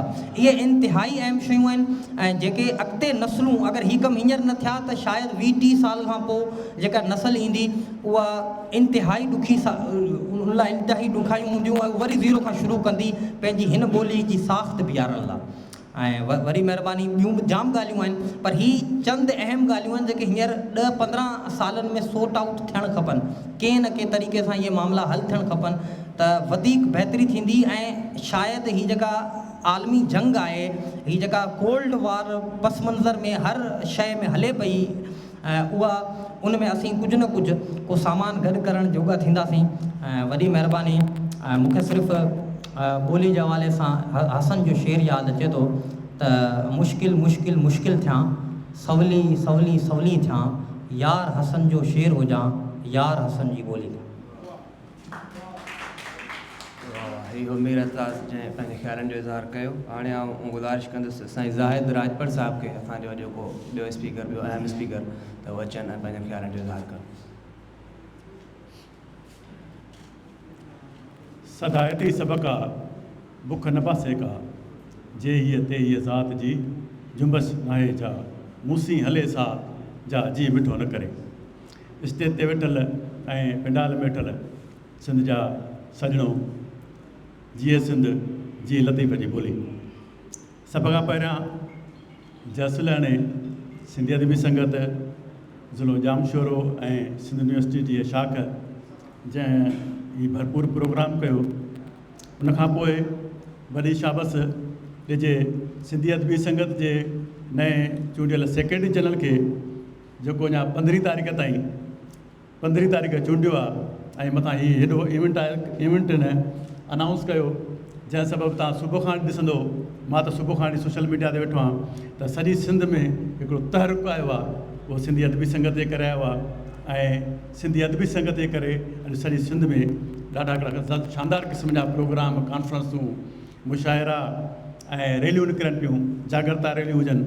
इहा शाबस थिए थी, छाकाणि त ताज़ो ताज़ो असांजो सिंधी ॿोलीअ जो हिकिड़ो ख़ूबसूरत शाइर बि असां खां विछड़ी वियो। 3 ॾींहं सिंधी अदबी संगत सोगवार हुई, ऐं एतिरे मुख़्तसिर अरसे में इहा प्लानिंग करणु ऐं हेॾो शानदार इवेंट करणु सॼी सिंध में, ऐं उन लाइ सिंधी अदबी संगत जो मर्कज़ सेक्रेटरी जनरल अहमद सोलिंग साहिबु जसुल आहिनि सचपच। ऐं जॾहिं हाणे सिंधी ॿोली क़ौमी ॿोलीअ जो मामिलो अचे थो या मादिरी ॿोलियुनि जे जो मामिलो अचे थो, त असांजे यकदमि ज़हन में इहा ॻाल्हि अचे थी त हीउ मामिलो को बंगाल मां थियो, ऐं बंगाल ॾाढो उथारियो। ऐं सचपच त बंगाल में मादिरी ॿोलीअ जे मसइले ते जॾहिं बंगाल आवाज़ु उथारियो त असांखे ॿी का ॿोली नथी खपे, असांखे मादिरी ॿोली बंगाली ॿोली खपे थी। त उन ते रियासत, उन ते कावड़ी ऐं समय ऐं शागिर्द मारिया विया। अॼु जेको 21 फेबरवरी जो ॾियारो असां मादिरी ॿोलियुनि जो ॾियारो मल्हायूं था, उन जे तवसत सां मल्हायूं था, पर मादिरी ॿोली जो हीअ तहरीक अॼु जो न आहे, इहो तहरीक सिंध जो तहरीक पैदा कयल आहे। जॾहिं अरबूननि ऐं तुर्खाननि सिंध ते फारसी मरी ऐं तॾहिं भिटाए चयो तो जो फारसी पढ़ी गोलो तूं ई गुलाम, उञो ता आप घुरी बुखियो ता ताम, इहो आमन संधो आम ख़ासनि मञा कीनगी। उन भिटाईअ तॾहिं चयो हो जॾहिं अरबूननि सिंध ते फारसी मड़ी ऐं सिंध जे ठटे जे आलमनि इन खे ॻाल्हि खां इनकार कयो, असांखे फारसी नथी खपे, असां सिंधी पंहिंजी पढ़ाईंदासीं। जंहिं सबबु सवें सिंधी शागिर्दनि जॾहिं फारसी पढ़ण खां इनकार कयो त उनजूं ज़बानूं वॾियूं हुयूं। इहो त उतां खां शुरू थो थिए, जेको अॼु तसलसल असांजो ही क़ाइमु आहे, असांजी ॿोली हीअ बची आहे त उन तसलसल सां बची आहे। ॿियो, सिंधी ॿोलीअ खे सभ खां वधीक बचायो आहे आशिक़नि। हे तव्हां जहिड़ा पहिरें उघाड़ा जेके आशिक़ आहियो उन्हनि बचायो आहे। जॾहिं बि सिंधी ॿोलीअ ते ॾुखिया वक़्तु आया आहिनि त इहे सिंध जा आशिक़ ॿाहिरि निकिता आहिनि। तव्हां ॾिठो त जॾहिं दुनिया में कंप्यूटिंग जो सिस्टम शुरू थियो त सिंध जा अहिड़ा आशिक़ निकिता जिन इहो न ॾिठो त असांखे पैसो कमाइणो आहे, सिंधी ॿोलीअ खे कंप्यूटिंग ते आंदो, जंहिं सबबु सिंधी ॿोलीअ में पहिरीं अख़बार अवामी आवाज़ तव्हांजे कंप्यूटर ते निकिती। उनखां पोइ गूगल जो ज़मानो जॾहिं आयो त तॾहिं ईअं थियो त गूगल लाइ बि अहिड़ा आशिक़ निकिता जिन न ॾिठो असांखे पैसो कमाइणो आहे, तॾहिं उन्हनि इहो कमु कयो। अॼु गूगल ते सिंधी ॿोली ऐं सिंधी ॿोली तव्हां लिखी ऐं पढ़ी सघो था। अहिड़ी तरह AI जे ज़माने में बि अहिड़ा आशिक़ आहिनि।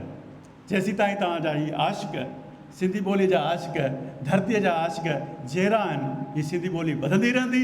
ऐं उन सां गॾु मां सिंधी अदबी संगत सेक्रेटरी जनरल खे हिकिड़ी गुज़ारिश कंदुसि त साईं हींअर हिकिड़ो सिलसिलो हिकिड़ो नओं शुरू थियो आहे त स्कूलनि में हाणे अॻु में चवंदा रुॻी उर्दू पढ़ायो, पर हाणे पढ़ायो न, उर्दू ॻाल्हाइण ते बंदिश आहे। शहरनि में त अलॻि ॻाल्हि आहे, हा सिंधी ॻाल्हाइण ते बंदिश आहे, शहरनि में त अलॻि आहे, पर असांजे ॿहिराड़ियुनि में नौशहर फिरोज़ में वञो, कंडियारे में वञो, खैरपुर में वञो, उते चवनि था त पढ़णी बि तव्हांखे उर्दू आहे, ॻाल्हाइणी बि उर्दू आहे। TCF जा स्कूल आहिनि ऐं सिंध लीडरशिप जा स्कूल आहिनि, अहिड़ा खोड़ स्कूल आहिनि। उन लाइ सिंधी अदबी संगत जो सेक्रेटरी जनरल वेठो आहे।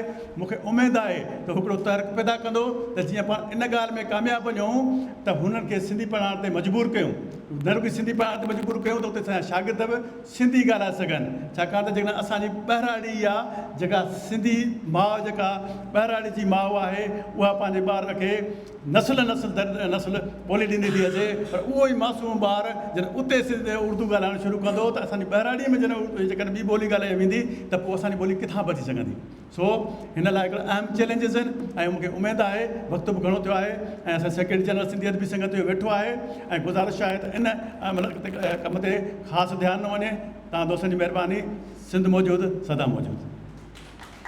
वॾी महिरबानी साईं ज़ाहिर साहिबु। हाणे आउं गुज़ारिश कंदुसि असांजे अॻिए मुक़ररु साईं अल्ताफ़ मलकाणी साहिब खे असांजे अचनि ऐं अॼोके हिन मौज़ू ते पंहिंजे ख़्यालनि जो इज़हार कनि। इहो न मारुन रीत जे सेण मटाइनि सोन ते अची अमरकोट में कंदसि कान कुरीत पखनि जी प्रीत माड़ियुनि सी न मटिया। मानवारा साईं मोहतरम अमन सोलंकी साहब, प्यारा यूसुफ ज़ाहिद इत्ज़ाल आगा, जेके सामूरा दोस्त था सभिनी दोस्तनि जी सिंधी ॿोली। अॼु असां आलमी मादरी ॿोलियुनि जे हवाले सां 21 फरवरी जो ॾींहुं मल्हाए रहिया आहियूं ऐं हिन ॾींहुं मल्हाइण जो मक़सदु इहो आहे त असांजी मादरी ॿोली जेका धरती जी ॿोली आहे, जेका असांजे वतन जी ॿोली आहे, उन ॿोली खे उन जो क़ौमी तशख़ुस हिन रियासत जे अंदरि न पियो मिले। हक़ीक़त में ॾिसजे त ॿोली रुॻो राब्ते जो ज़रियो न आहे, ॿोली रुॻो समाजी मसइलो न आहे, पर ॿोली समाजी, सियासी ऐं मुआशी मसइलो आहे। ऐं ॿोलियूं जॾहिं इर्तिका कनि थियूं त उन्हनि जी इर्तिका में उन्हनि ॿोलियुनि जे पोयां हिकु कल्चरल इर्तिका या सकाफ़ती जेका इर्तिका बि आहे, उन जे पोयां रूहानी ऐं स्पिरिचुअल स्पिरिट बि आहे, ऐं उन जे पोयां हिकिड़ी पूरी क़ौम जो जेको वजूद आहे, उन वजूद जे जेको आहे रहण ऐं ठहण जो जेको आहे सुवाल बि पंहिंजी जॻह ते अहमियत रखे थो। ऐं असांजी ख़ुशी आहे त अॼु जेको ॾिहाड़ो करे पियो सो सिंधी यूनिवर्सिटी शागिर्द शाख करे पई, ऐं हीउ जेको ॾिहाड़ो असां मादरी ॿोलियुनि जो असांखे मिलियो आहे आलमी तौर ते, इहो बि ढाका यूनिवर्सिटी जे शागिर्दनि जेको जुलूस कढियो पंहिंजी ॿोली जे बका ऐं बचा लाइ, त उन हवाले सां उन जेको शागिर्दनि अॼु सिंधी यूनिवर्सिटी कयो आहे, त उहो हिकिड़ो तसलसुल पंहिंजी जॻह ते मौजूदु आहे। पर अहम सुवाल हीअ आहे त असांजी ॿोली वसी बि आहे, असांजी ॿोली में अदब बि आहे, असां वटि लतीफ़ बि आहे, असां वटि जेको आहे सो अयाज़ बि आहे, असां वटि हसन दर्स बि आहे, असां वटि अदब जेको आहे तमामु वसी ऐं वॾो जेको आहे सो असां अदबी ख़ज़ानो रखूं था। पर छा इहो अदबी ख़ज़ानो मुस्तक़बिल में असां बचाए सघंदासीं? छा असां पंहिंजो क़ौमी वजूद हिन जाग्राफ़ी हदुनि में बचाए सघंदासीं? यकीनी तौर ते असां तॾहिं बचाए सघंदासीं जॾहिं असांजी ॿोली बचंदी। ऐं ॿोली जीअं सवेर ॻाल्हि कईसीं त ॿोली टिनि मुहाज़नि तां बची सघे थी, हिकिड़ो अदब, ॿियो सियासत, टियों मुआशियात या इक़्तिसादियात। ऐं उन हवाले सां असांजी ॿोली खे अॼु जदीद दौर में जेके चैलेंजिस आहिनि, उहे टे वॾा चैलेंजिस आहिनि जेके लिसानियात जा माहिर असांजा ॾाढो ॻाल्हाइनि था। कुझु अंग्रेज़ी लफ़्ज़नि जो सहारो वठिणो थो पए, मजबूरी आहे जो इस्तिलाह आहिनि, त उन में पहिरियों जेको लिसानिया माहिर चवंदा जेकॾहिं कंहिं ॿोली खे बचाइणो आहे त उनखे सभ खां पहिरीं उन में जेका अहमियत आहे उहा साइंटिफिक एजुकेशन जी आहे, यानी साइंसी तालीम। त असां ॾिसूं था त असांजे स्कूलनि में, असांजे यूनिवर्सिटियुनि में, असांजे जेके कॉलेजिस आहिनि, उन्हनि में जेका तालीम आहे उहा केतिरी साइंसी आहे, ऐं आया असां पंहिंजी साइंसी पंहिंजी ॿोली खे केतिरियूं साइंसी लुग़तूं ॾिनियूं आहिनि, मेडिकल जी केतिरियूं लुग़तूं जोड़ियूं अथऊं, फिज़िक्स जूं केतिरियूं थियूं, बायोलॉजी जूं केतिरियूं, माना पहिरीं त अहम शइ जेका आहे ॿोली खे जेका बचाए थी उहा साइंटिफिक एजुकेशन आहे या साइंसी तालीम आहे। ऐं उहा साइंसी तालीम जी अहमियत बि तॾहिं जुड़ंदी जॾहिं उहा मादरी ॿोली में हुजे, यूनिवर्सिटी सतह ताईं, ईअं न रुगो 5 दर्जे ताईं, पर उहा मादरी ॿोली जेका आहे उहा यूनिवर्सिटी सतह ताईं जेका तव्हांजी तालीमी जेको ज़रियो हुजे ऐं साइंटिफिक एजुकेशन जो जेको ज़रियो हुजे उहा तव्हांजी मादरी ॿोली हुजणु खपे। तॾहिं ई तव्हां उन ॿोली खे पहिरियों चैलेंज असांजी ॿोली खे इहो आहे त असां वटि जेको निसाब आहे उहो साइंटिफिक ऐं जदीद दौर जे मुताबिक़ न आहे। उन करे सभ खां पहिरीं त असांजा जेके लिसानिया जा माहिर आहिनि, असांजा जेके एजुकेशन जा माहिर आहिनि, असांजा जेके पॉलिसाज़ इदारा आहिनि, उन्हनि खे साइंटिफिक एजुकेशन लाइ सभ खां पहिरीं कोशिशि वठणी पवंदी। उन खां पोइ ॿियो जेको असांखे चैलेंज आहे उहो आहे असांजो इकानमिकल जेको एवल्यूशन, जेका इकानमी में जेका असां वटि जेको आहे डिजिटलाइज़ करंसी बि अचे पई, असां जेका माशी ट्रेड थिए पियो, जेको फिज़िकल थिए पियो, त जेको इकानमिकल चैलेंजिस जेके आहिनि, मुआशी जेसि ताईं का बि ॿोली मार्केट जी ॿोली नथी थिए, जेसि ताईं का ॿोली वापार जी ॿोली नथी थिए, जेसि ताईं का ॿोली रोज़गार जी ॿोली नथी थिए, तेसि ताईं उहा ॿोली पंहिंजो वजूद बरक़रार नथी रखी सघे। त हाणे असां इहो ॾिसूं था त ईंदड़ 40-50 सालनि में, जीअं एतिसास ॻाल्हि कई, ईंदड़ 40-50 सालनि में असां पंहिंजी ॿोली खे डिजिटलाइज़ मार्केटिंग जो हिसो बनाए सघूं था या न? अहम सुवाल इहो आहे। उन जे ज़रिए असांजा घणा हज़ार नौजवान जेके असां रोज़गार में लॻी सघनि था, उन जे ज़रिए असां केतिरो पंहिंजे उन जेका आहे असांजी ॿोली, उनखे केतिरो असां वापारी ॿोली बनाए सघूं था, केतिरो असां उनखे मार्केट वैल्यू वारी ॿोली, वैल्यूएबल मार्केट में वैल्यूएबल ॿोली बनाए सघूं था। ॿियो चैलेंज इहो आहे। टियों जेको असांजो चैलेंज आहे उहो आहे डिजिटलाइज़ कम्युनिकेशन। दुनिया जे अंदरि जेका वर्ल्ड जेको दुनिया ग्लोबल विलेज थी वई आहे, त ग्लोबल डिजिटलाइज़ जेका कम्युनिकेशन आहे, जेका ॻाल्हि ॿोल आहे, जेका माण्हुनि सां तव्हांजी कम्युनिकेशन ते माण्हू सां जो जेको तव्हांजो राब्तो थिए थो, त छा तव्हांजी ॿोली आलमी तौर ते डिजिटलाइज़ हवाले सां कम्युनिकेट करे सघे थी या न? उन में जेका आर्टिफिशियल इंटेलिजेंस अची वई, उन में इकानमिक अची वई, उन में ट्रेड अची वियो, अॼुकल्ह जेको घर वेठे माण्हू शयूं ठाहिनि था ऐं उहे जेके सो सप्लाई कनि था, त इहे समूरियूं शयूं जेके आहिनि असांजे लाइ वॾा चैलेंज आहिनि। ऐं ज़ाहिरी ॻाल्हि आहे त इहे जेके चैलेंज आहिनि उहे लिसानिया जा अदीब नथो हल करे सघे। इनखे हल करे सघे थो, हिकिड़ो जेकॾहिं एजुकेशन वारो मामिलो आहे त उनखे हल करे सघे थो लिसानिया जो माहिर या असांजो एजुकेशन जो माहिर। जेकॾहिं हीउ जेको आहे डिजिटलाइज़ मसइलो आहे त इनखे जेको असांजो कंप्यूटिंग जो ज़हन आहे, जेको असांजो इन शोबे सां लाॻापियल आहे, IT जे शोबे सां जेको लाॻापियल आहे, यूनिवर्सिटी असांजे भरपासे में 3 यूनिवर्सिटियूं, मेरान यूनिवर्सिटी आहे, सिंध यूनिवर्सिटी आहे। त इन्हनि यूनिवर्सिटियुनि में जेके असां या सिंध में ॿियूं बि यूनिवर्सिटियूं, पर इन्हनि यूनिवर्सिटियुनि में ॾिसजे त आया जेको साइंटिफिक एजुकेशन जेका आहे उहा आहे, ख़ासि तौर ते उन में जेको सो कहिड़ी तरक़ी कहिड़ी नवाण आंदी वई आहे। असांजी PhD त माण्हू हितां यूनिवर्सिटी मां PhD जूं डिग्रियूं बि वठंदा, IT में वठंदा, ॿियनि शोबनि में वठंदा, पर आया असांजा उहे माहिर वञनि काॾे था, उहे समाज में असांजे समाज खे पंहिंजी ॿोली खे छा था ॾियनि। हिकिड़ी ख़ुशी जी ॻाल्हि थी आहे त भिटशा वारी सूफ़ी यूनिवर्सिटी पंहिंजी डिग्री ते जेको अंग्रेज़ी सां गॾु सिंधी ॿोली जो वाहिपो कयो आहे।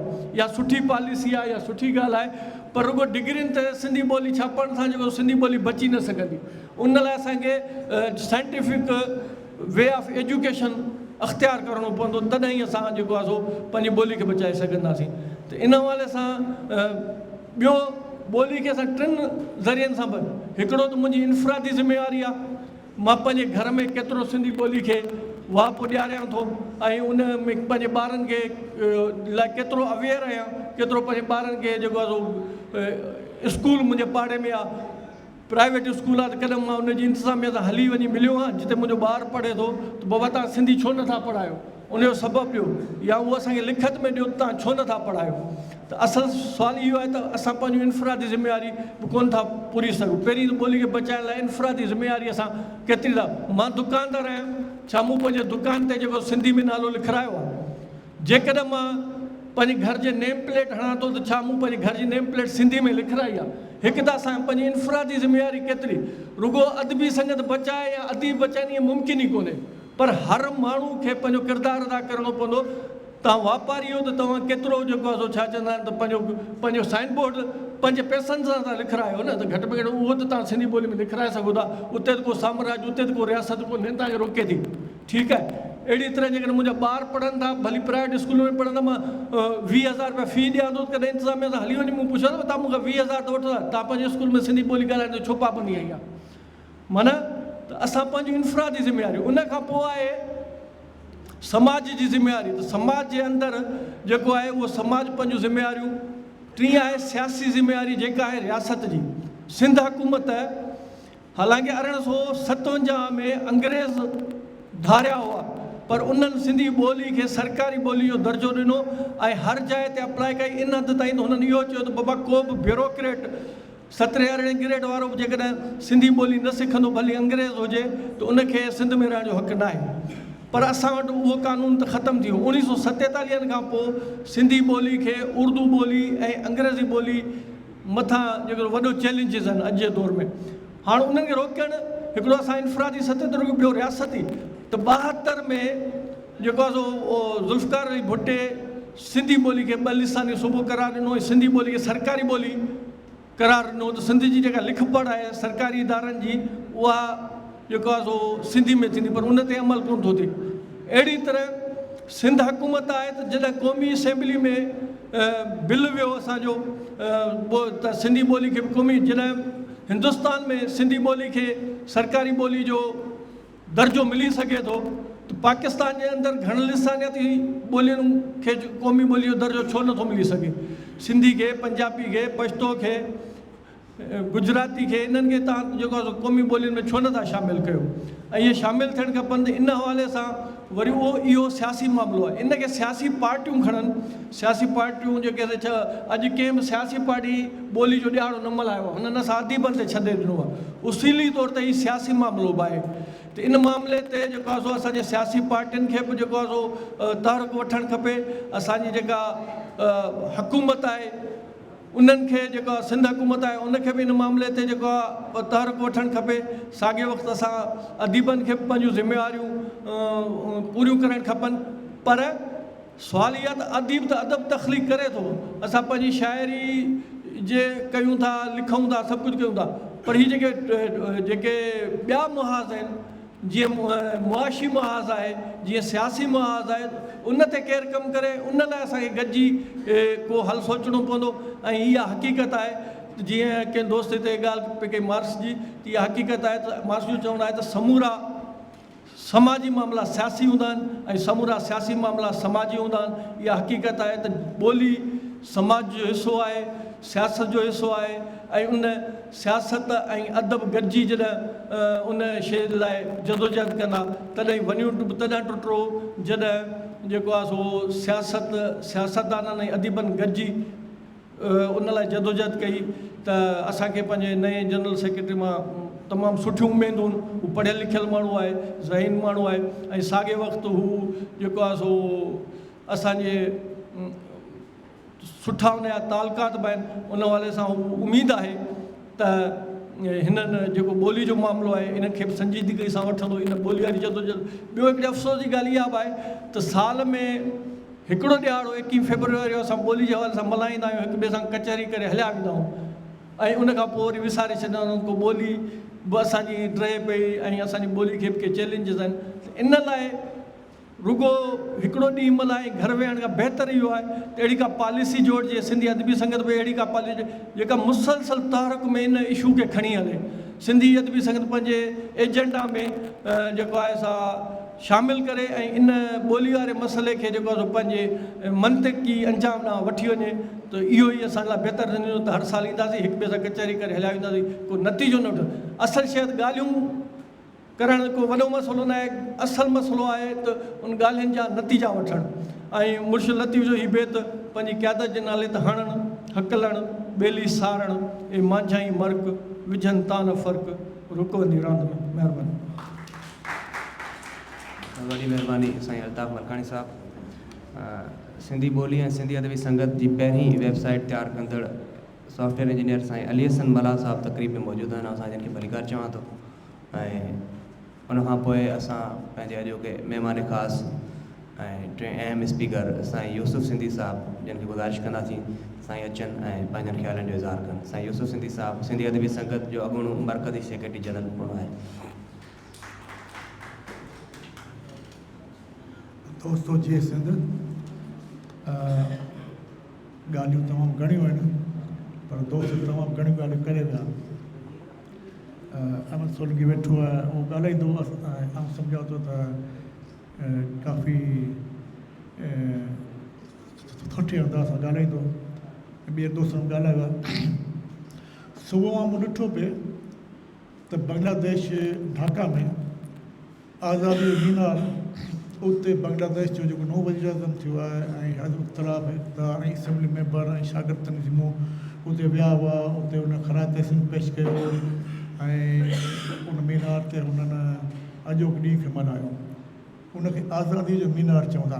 हक़ीक़त हीअं त जॾहिं 47 में पाकिस्तान, मशरक़ी पाकिस्तान, मग़रिबी पाकिस्तान आज़ादु थिया त 48 में जॾहिं जिन्ना साहब ढाका जो दौरो कयो त उते हुन ऐलान कयो त पाकिस्तानी क़ौमी ॿोली फ़क़ति उर्दू थींदी। छाकाणि त उन वक़्तु उर्दू पाकिस्तान जे 7% माण्हू जी ॿोली हुई ऐं 56% माण्हू जी ॿोली बंगाली हुई। त बंगाली इन ॻाल्हि ते एतिराज़ु कयो, रजिस्ट कयो त असांजी ॿोली तमामु वॾी ॿोली आहे ऐं तंहिं करे असांजी ॿोलीअ खे बि क़ौमी ॿोली दर्जो ॾिनो वञे। ऐं जंहिंजे नतीजे में इहा मूवमेंट हलंदी रही।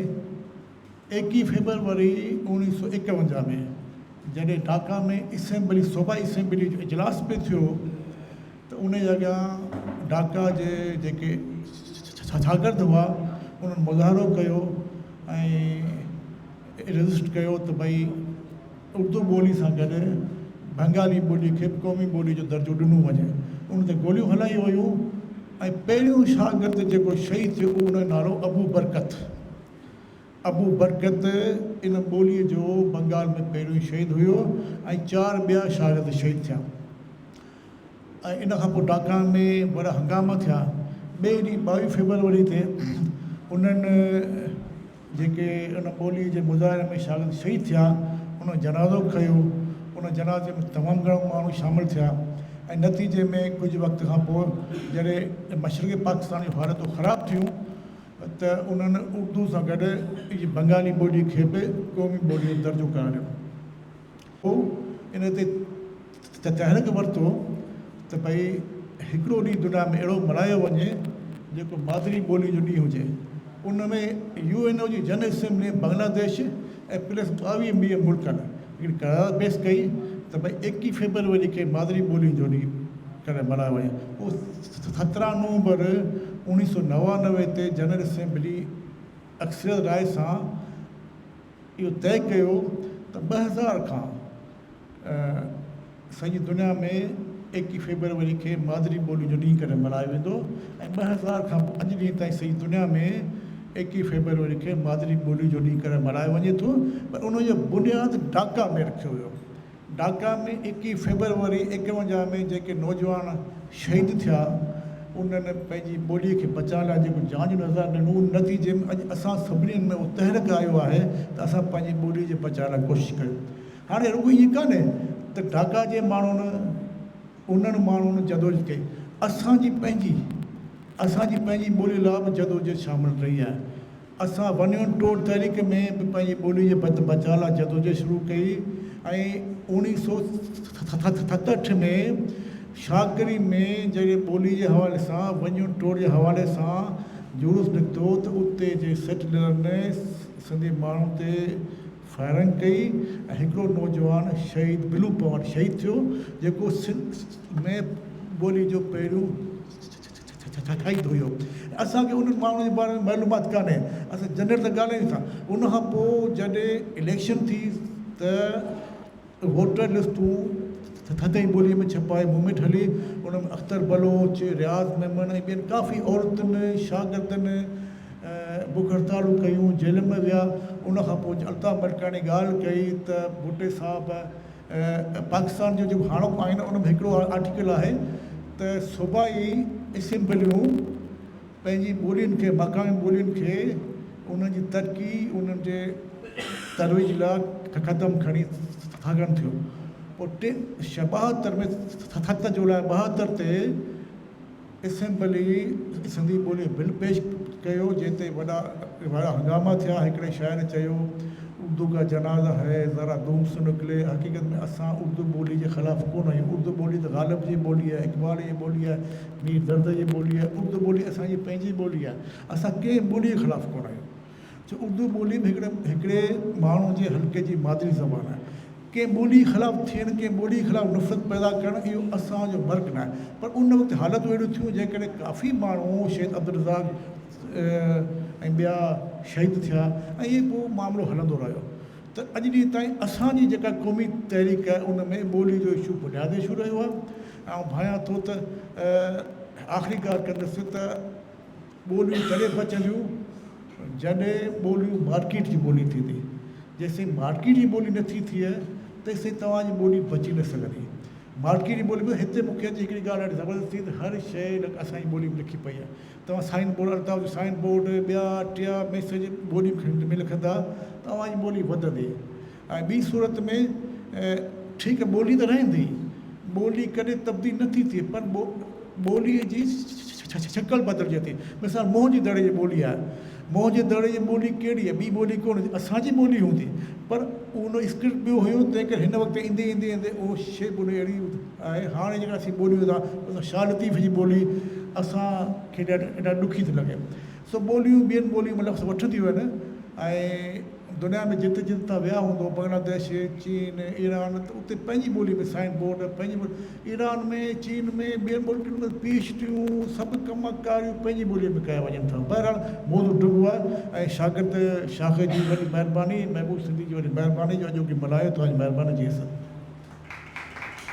वॾी महिरबानी साईं यूसुफ सिंधी साहिबु। ऐं हाणे अॼोकी हिन तक़रीब जी ते सदारती ख़िताब जे लाइ आउं दावत ॾींदुसि सिंधी अदबी संगत जे मरकज़ी सेक्रेटरी जनरल ऐं असां सभिनी अदीबनि जे सरवाण मोहतरम जनाब अहमद सोलंकी साहिब खे असां इहे अचनि पंहिंजे ॻाल्हाइण लाइ। कण कण मंझि कहाणियूं, कण कण मंझि कहाणियूं, ढोला मारू ढट, मूर न तुंहिंजो मट धरतीअ ते को देसड़ा। स्टेज ते वेठल इंतहाई क़ाबिल एहतराम सिंधी अदबी संगत सिंध जा गुणा सेक्रेटरी जनरल साईं यूसुफ सिंधी साहब, इंतहाई क़ाबिल एहतराम साईं अल्ताफ़ मलकानी साहब, असांजो नौजवान दोस्त मीर एतज़ाज़ ऐं मुंहिंजा महबूब दोस्तो जीए सिंधी ॿोली। रवायती तौर ते सिंधी अदबी संगत ज़िलो जाम शोरो ऐं हुनजो राब्ता सेक्रेटरी, उन जूं शाखूं ऐं सिंध यूनिवर्सिटी सिंधी अदबी संगत शागिर्द शाख जाम शोरो जा दोस्तो, आउं दिली तौर ते अव्हांखे वाधायूं ॾियां थो जो अव्हां सिंधी अदबी सिंध जे सॾ खे वरनायो। असां ऐलान कयोसीं मर्कज़ जे पारां त जेके बि सिंध में मौजूदु यूनिट आहिनि, ब्रांचूं आहिनि, शाखूं आहिनि, उहे हिन अहम ॾींहं खे, हिन क़ौमी ॾींहं खे पंहिंजो ॾींहुं करे ऐं क़ौमी ॾींहुं करे, सिंधी अदबी संगत जो ॾींहुं करे, सिंधी माण्हुनि जो ॾींहुं करे, पंहिंजो ॾींहुं करे मल्हाइनि। ऐं वाक़ई अॼु उन्हनि पंहिंजो हक़ अदा कयो ऐं इहो ई हक़ जेको आहे अॼु वेठा आहियूं पाण, उन सिलसिले जी हिकिड़ी कड़ी आहे दोस्तनि खे जस हुजे। हीउ हाल जंहिं लाइ मनसूब आहे, जंहिंजे लाइ बिल्डिंग आहे, जंहिंजे लाइ जुड़ी आहे, जंहिंजे कम लाइ यकीनन उन बि सिंध ऐं उनजे अफ़ादियत लाइ उन घणो कुझु कमु कयो ऐं हीउ उनजो एॾो कमु घणो आहे जेको ईंदड़ ज़मानो ई उनखे सम्झी सघंदो। हिकु दौरु हिकु आर्टिस्ट खे सम्झण लाइ तमामु मुख़्तसिर हूंदो आहे ऐं ॿोलीअ सां वाइपो त असुल में ॻाल्हि आहे इज़हार जी। इंसान आम हुजे या आर्टिस्ट हुजे, हू पंहिंजो इज़हार कहिड़ी ॿोलीअ में आसानी सां करे सघे थो। सवाल हीउ आहे, न मंझे हली वेंदो। मां वियुसि पंजाब में, मुंहिंजो हिकिड़ो दोस्त आहे रखियल मुराई साहब, उहो बि गॾो पंजाब में लाहौर में रहियासीं। फ़ोन कयोसीं फ़रत अब्बास खे ऐं सौदुल्ला शाह खे ऐं वसी शाह, इहे टे शाइर मुंहिंजो असांजी पीढ़ी जा आहियो। असांखे अव्हां सां कचहरी करणी आहे टाइम जो। उन चयो अथई शाम को मिलते हैं, फिर अमजद इस्लाम अमजद ये है वो, बुज़ुर्गों को छोड़े आपसे बात करने सिंध से आए हैं, आपकी उम्र के हैं, क्या लिखते हैं, हम क्या लिखते हैं, बात करना चाहते हैं। टाइम ही ॾिनो उन्हनि, कचहरी थी। हिकिड़ो हो पके पंजाब जो, अपर पंजाब जो, फरतला गुजरांवाला अपर पंजाब जो, सभु पके पंजाब जा हुआ, जंहिंजी ॿोली माना वारिस शाह, उन्हनि जी ॿोली जो ज़मानु थी। शेर ॿुधाइनि। असां चयो त आप तो पंजाबी हैं, कि आप नेशनल स्टैंड में नहीं, हम शायर हैं, हम वो बात करना चाहते हैं जिसमें आपके बुज़ुर्ग बात करते थे, जिसमें वारिस शाह ने बात की, शाह हुसैन ने बात की, जिसमें बुल्ले शाह ने बात की। आप उस ज़बान को क्यों नहीं अपना करते? सवाल आसान बि हुयो, मुश्किल बि हुयो ऐं हुननि हिकिड़ो ई सोलो जवाबु ॾेई हथु कढियो। चई आप कैसे ये सिंधी हमें कहते हैं कि ये मुझे हम मुस्तफ़ीज़ हुए हैं इसको पढ़कर। काले पट न चढ़े सुफ़ेदी, काग न थींदे बगे, नी सैयां न सयूं असी, नैना दे अखे लगे।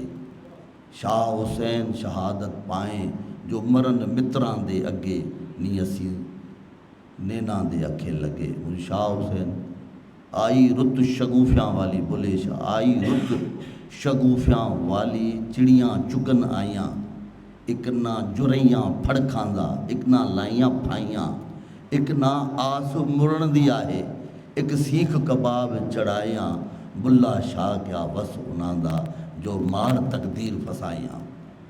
5-8 ॿिया शेर ॿुधायासीं तो हमारा दंग थी विया कि यार ये क्या बात हुई। मैं हम तो इनको पढ़ के बड़े हुए हैं, इनसे तो सीखा है, आप बताएं अपना शेर इस ज़ुबान में। उन्होंने जवाब सोलो हिकिड़ो ॾिनो कि हम ख्वाब जो है न वो ख्वाब भी उर्दू में देखते हैं। मैंने बस बात ख़त्म हो गई।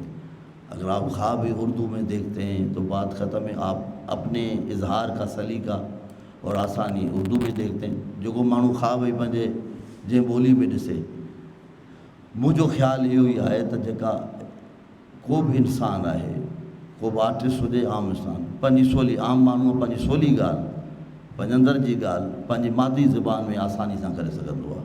ईअं ई आर्टिस्ट जेको हूंदो आहे, कंहिं ॿोलीअ जो आर्टिस्ट हुजे, उहो पंहिंजी ॻाल्हि मादरी ज़ुबान में आसानी सां करे सघंदो। दलील में हिकु दलील में वॾो मोटो दलील आहे। दलील में हीअ आहे त शाह लतीफ़ साईं खे सिंधी त ईंदी हुई, उर्दू बि ईंदी हुई न हुई, हिंदी हुई उन ज़माने, उहा बि ईंदी हुई। सराइकी खां ॼाणू हो, फारसीअ जो हो, अरबी जो हो ऐं कंहिं ॿी ॿोली जो बि हूंदो। पर उन पंहिंजे इज़हार लाइ फ़क़ति ऐं फ़क़ति हिकु सिंधी ज़बान जो इंतिखाब कयो। छो सवालु आहे, कंहिंखे अचे थो त ठीकु, कंहिंखे नथो अचे त हली वेंदो। अॼु आलमी ॾींहुं आहे ऐं बिल्कुलु इहो सुवालु आहे,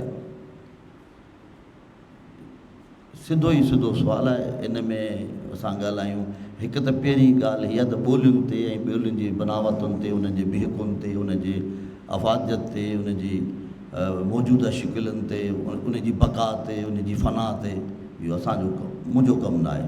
आउं शाइरु आहियां। इन फील्ड जा ॿिया अनेक ॿिया माण्हू आहिनि जेके इन ते दस्तरस रखनि था। इहो उन्हनि जो कमु आहे, उहे असांखे ॿुधाईंदा, उहे असांजी काउंसलिंग कंदा, असां उन खां पुछंदासीं त छा करणु खपे। हिकिड़ो ॻाल्हि सिधी आहे, उहो बिल्कुलु ऐं बिल्कुलु ख़ालिस सियासी सुवालु आहे।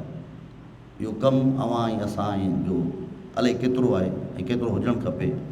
हीअ फ़क़ति ई फ़क़ति स्टेट जो कमु आहे, ख़ुदि मुख़्तियार स्टेट जो कमु आहे, हीअ रियासत जो कमु आहे कंहिं मुल्क जी। हिन जी हीअ त अॼु सिंधी जी ॿोली आहे, मलई ॿोली आहे। हलो मलेशिया में उन्हनि पंहिंजे ॿोलीअ खे कीअं संभालियो आहे, उन स्टेट कीअं उन जी देखभाल कई आहे, उन जी पालना कई आहे, उनखे संभालियो आहे। इहे ॿियूं अनेक ॿोलियूं, सिंधी असां बि इहो ई आहे। हिन मुल्क जे नसीब जा, हिन मुल्क जो घुर या हिन मुल्क जी जेका आज़ादी आहे, या जेको हिन मुल्क जो फ्रेम आहे, उन जी घुर असां कई, सिंध कई, हिन सूबे कई। असेंबली जो बिल मशहूरु आहे। सिंध इंतिज़ामी यूनिट न हो 47 में, सिंध हिकु ख़ुदि मुख़्तियार रियासत हुई, पंहिंजो इक़्तिदार हुन वटि, पंहिंजूं असेंबलियूं हुयूं, पंहिंजो फ्रेमवर्क हुन वटि। असां मुतालबो कयोसीं मुल्क जो, असांजे बुज़ुर्गनि मुतालबो इन ते न त असांजी शनाख़्त ई ख़तमु थी वेंदी, असांजी ॿोलीअ खे तव्हां मध्येड़ो पाए सघंदा। 47 खां पोइ इहा ॻाल्हि सही आहे। पोइ फेरियर हाल ठहियो पियो आहे कराचीअ में। केरु उन खां पुछे त पहिरां त खणे त उहो केरु अंग्रेज़ हो। साईं अल्ताफ़ साहिबु तमामु घणी ॻाल्हि करे विया, बाक़ी इहा सही ॻाल्हि आहे। अंग्रेज़ जहिड़ा माण्हू, अंग्रेज़ जेके हलाऊं करे आए हिते, दुबे जी जंग ऐं हज़ारे माण्हू क़तल ऐं होशू ऐं वग़ैरह ऐं तारीख़, पर हुन नचण सां हिन ॿोलीअ खे अहमियत ॾिनी। सरकारी ॿोली कहिड़ी हुई? सरकारी ॿोली हुई फ़ारसी, सरकारी ॿोली फ़ारसी। पर हुन अंग्रेज़ चयो न, जेका हिन मुल्क जी ज़बान आहे उन खे सरकारी लिख पढ़ जे लाइ क़ाबिल क़बूल हूंदो। ऐं असांजो को ॾेही त छा पर ॾेही को ऑफिसर ईंदो, उन जी ॿोली जेका आहे उहो ऑफिसर तॾहिं ईंदो जेका हिन ॿोलीअ में इम्तिहान पास कंदो। ऐं उन खां पोइ छा थियो, उहा अव्हां जे अॻियां आहे। त इन स्टेट जेका आहे उहा पालना न कई आहे, न सिर्फ़ु सिंधी ॿोलीअ जी, ईमानदारी इहा त पंजाबी ॿोलीअ जी, ईमानदारी इहा त पश्तो जी, ईमानदारी इहा आहे त असांजे बलोची ॿोलीअ जी, सराइकी त असांजी सिंधी जी जाड़ी भेण आहे, उन जे लाइ मुतालबा थियनि पिया अलॻि सां। सिंधी अदबी संगत तां जे हिन प्लेटफॉर्म तां असां ऐलान था करियूं, हीअ बि असांजी स्टेज आहे, हीअ बि असांजी ब्रांच यूनिट आहे। मर्कज़ जे पारां असां ऐलान था कयूं त सिंधी ॿोलीअ समेत पंजाबी ॿोली, पश्तो ॿोली, बलोची ॿोली, जेके 4 जेके हिन मुल्क में ॿोलियूं मञियल आहिनि ऐं उन जूं जेके स्टेट आहे, ऐं घुरण वारा त हिंदको बि घुरनि पिया, कुझु ॿिया घुरनि पिया, पर जेका स्टेट बीठल आहे हिन चइनी थंभनि ते सूबनि जी, उन जी जेका क़ौमी ॿोलियूं आहिनि, असां कराचीअ में ईंदड़ वक़्त में कराचीअ में इन्हनि ॿोलियुनि जेके क़ौमी ॿोलियूं, असुल में क़ौमी ॿोलियूं उहे आहिनि, नेशनल ज़बानूं सिंधी पंजाबी उहे आहिनि, नेशनल ज़बानूं आहिनि। ऐं सिंध असेंबली असांजे नेशनल असेंबलीअ में इहो डिस्कस सेनेट उनखे मंज़ूरु करे चुकी आहे। असां इहो हिकिड़ी कॉन्फ्रेंस, उहा 2 ॾींहंनि जी आहे, 1 ॾींहं जी आहे, उहा असां कराचीअ में ऐलान था कयूं त इन्हनि मज़लूम क़ौमुनि जूं या नंढियूं जेके असांजी क़ौमूं इन सूबे इन मुल्क जूं आहिनि, इन जे मुतलक़ असां हिकिड़ी ज़बाननि जे हवाले सां इहा कॉन्फ्रेंस कोठाईंदासीं कराची में सिंधी अदबी संघ जे प्लेटफॉर्म तां। उन में पंजाबी जा आलम हूंदा ऐं लेखक हूंदा, ऐं जेके पंजाबी ॿोलीअ जा निगाहबान आहिनि उहे बि हूंदा, बलोची जा बि हूंदा, पश्तो जा बि हूंदा, सिंधी जा बि हूंदा। इहा कॉन्फ्रेंस असां मुनक़द कंदासीं कराची में। इहे ईंदड़ रमज़ान खां ईद खां पोइ असां उनखे लॉन्च कंदासीं। कराची जेके वॾी होटल बीच लग्ज़री हुजे या का ॿी हुजे, जिथे आवाज़ हाकमनि जे कन ताईं पहुची सघे त ही क़ौमूं पंहिंजो हक़ु घुरनि थियूं। कहिड़ो हक़ु आहे, ॿियो त ॾियो न ॾियो, पर ज़बान जेका असांजी आहे, जेका असांजी माउ जी ज़बान आहे, उन ते त असांखे अख़्तियार ॾिनो वञे, सो उहो असां कंदासीं। हिन मुल्क जी ख़ुशकिस्मती चइजे, बदकिस्मती चइजे, राब्ते जी ज़बान खे हितां शुरू थियो तकरार। राब्ते जी ज़बान खे हुननि छा करे छॾियो, क़ौमी ज़बान उर्दू करे छॾियो। जंहिं क़ौमी ज़बान जो क़ौमी ज़बानूं 4 आहिनि, जेके बि आज़ादु मुल्क आहिनि, जेके दुनिया जो आज़ादु क़ौमूं आहिनि, उन्हनि वटि कीअं उनजो फ्रेमवर्क आहे उहो अव्हांखे हूंदी। त हीअ स्टेट जो कमु आहे, स्टेट जेका आहे उहा ई करे सघे थी इहे कमु। पहिरीं त इहा त सिंधी असेंबली मां बिल पास आहे, बाबा उहो जो बिल पास आहे उहा लिख पढ़ जी ज़बान, नोटिफिकेशन निकिरे थो सिंध सेक्रेटेरिएट मां, 17 ग्रेड खां वठी 16 ग्रेड खां वठी 14 खां 20, 21, 22 ताईं नोटिफिकेशन निकिरे थो अंग्रेज़ी में, कोई इतराज़ न आहे। सिंधी में बि कढी छॾियो हिकिड़ो पर्चो, इहो तव्हांजे हथ में आहे, सवलो आहे, आसान आहे, कहिड़ी ॿोली आहे, तव्हांजी परामर्श जी, पंहिंजे सूबे जी, तव्हांजी ज़बान आहे इहा। ऐं वाक़ई मुमताज़ भुट्टो साहिबु हो चीफ मिनिस्टर सिंध यूसुफ साईं उन ज़माने में, ऐं उन ज़माने जे जेके शोरशूं हुयूं सिंधी ॿोलीअ जो, पहिरियों शहीद असांजे मुंहिंजे ॻोठ जो शहीद अब्दुल रज़ाक सुमरो साहिबु, हिते हैदराबाद में टेक्निकल कॉलेज जे भरिसां हुनखे शहीद कयो वियो। हिन सिंध लाजिए खे अॼु बाहियूं ॾेई सिंध लाजिए खे साड़ियो वियो हुयो। ऐं इमदाद हुसैन सिट लिखी यादि हुजे त, जिन हथनि लाइ तीली बारी से शाल कराइनि खां कपजनि।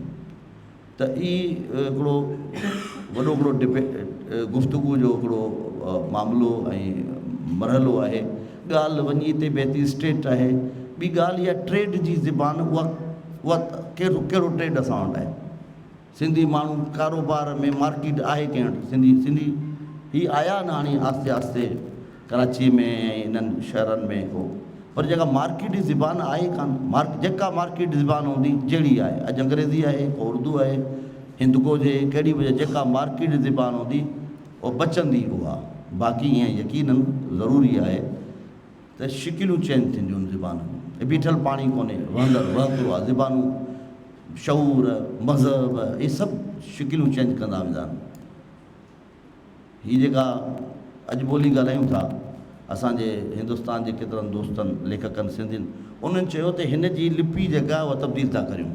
हिन लिपि जेका आहे उहा था करियूं देवनागरी, हिकिड़नि चयो त बाबा यार रोमन था करियूं।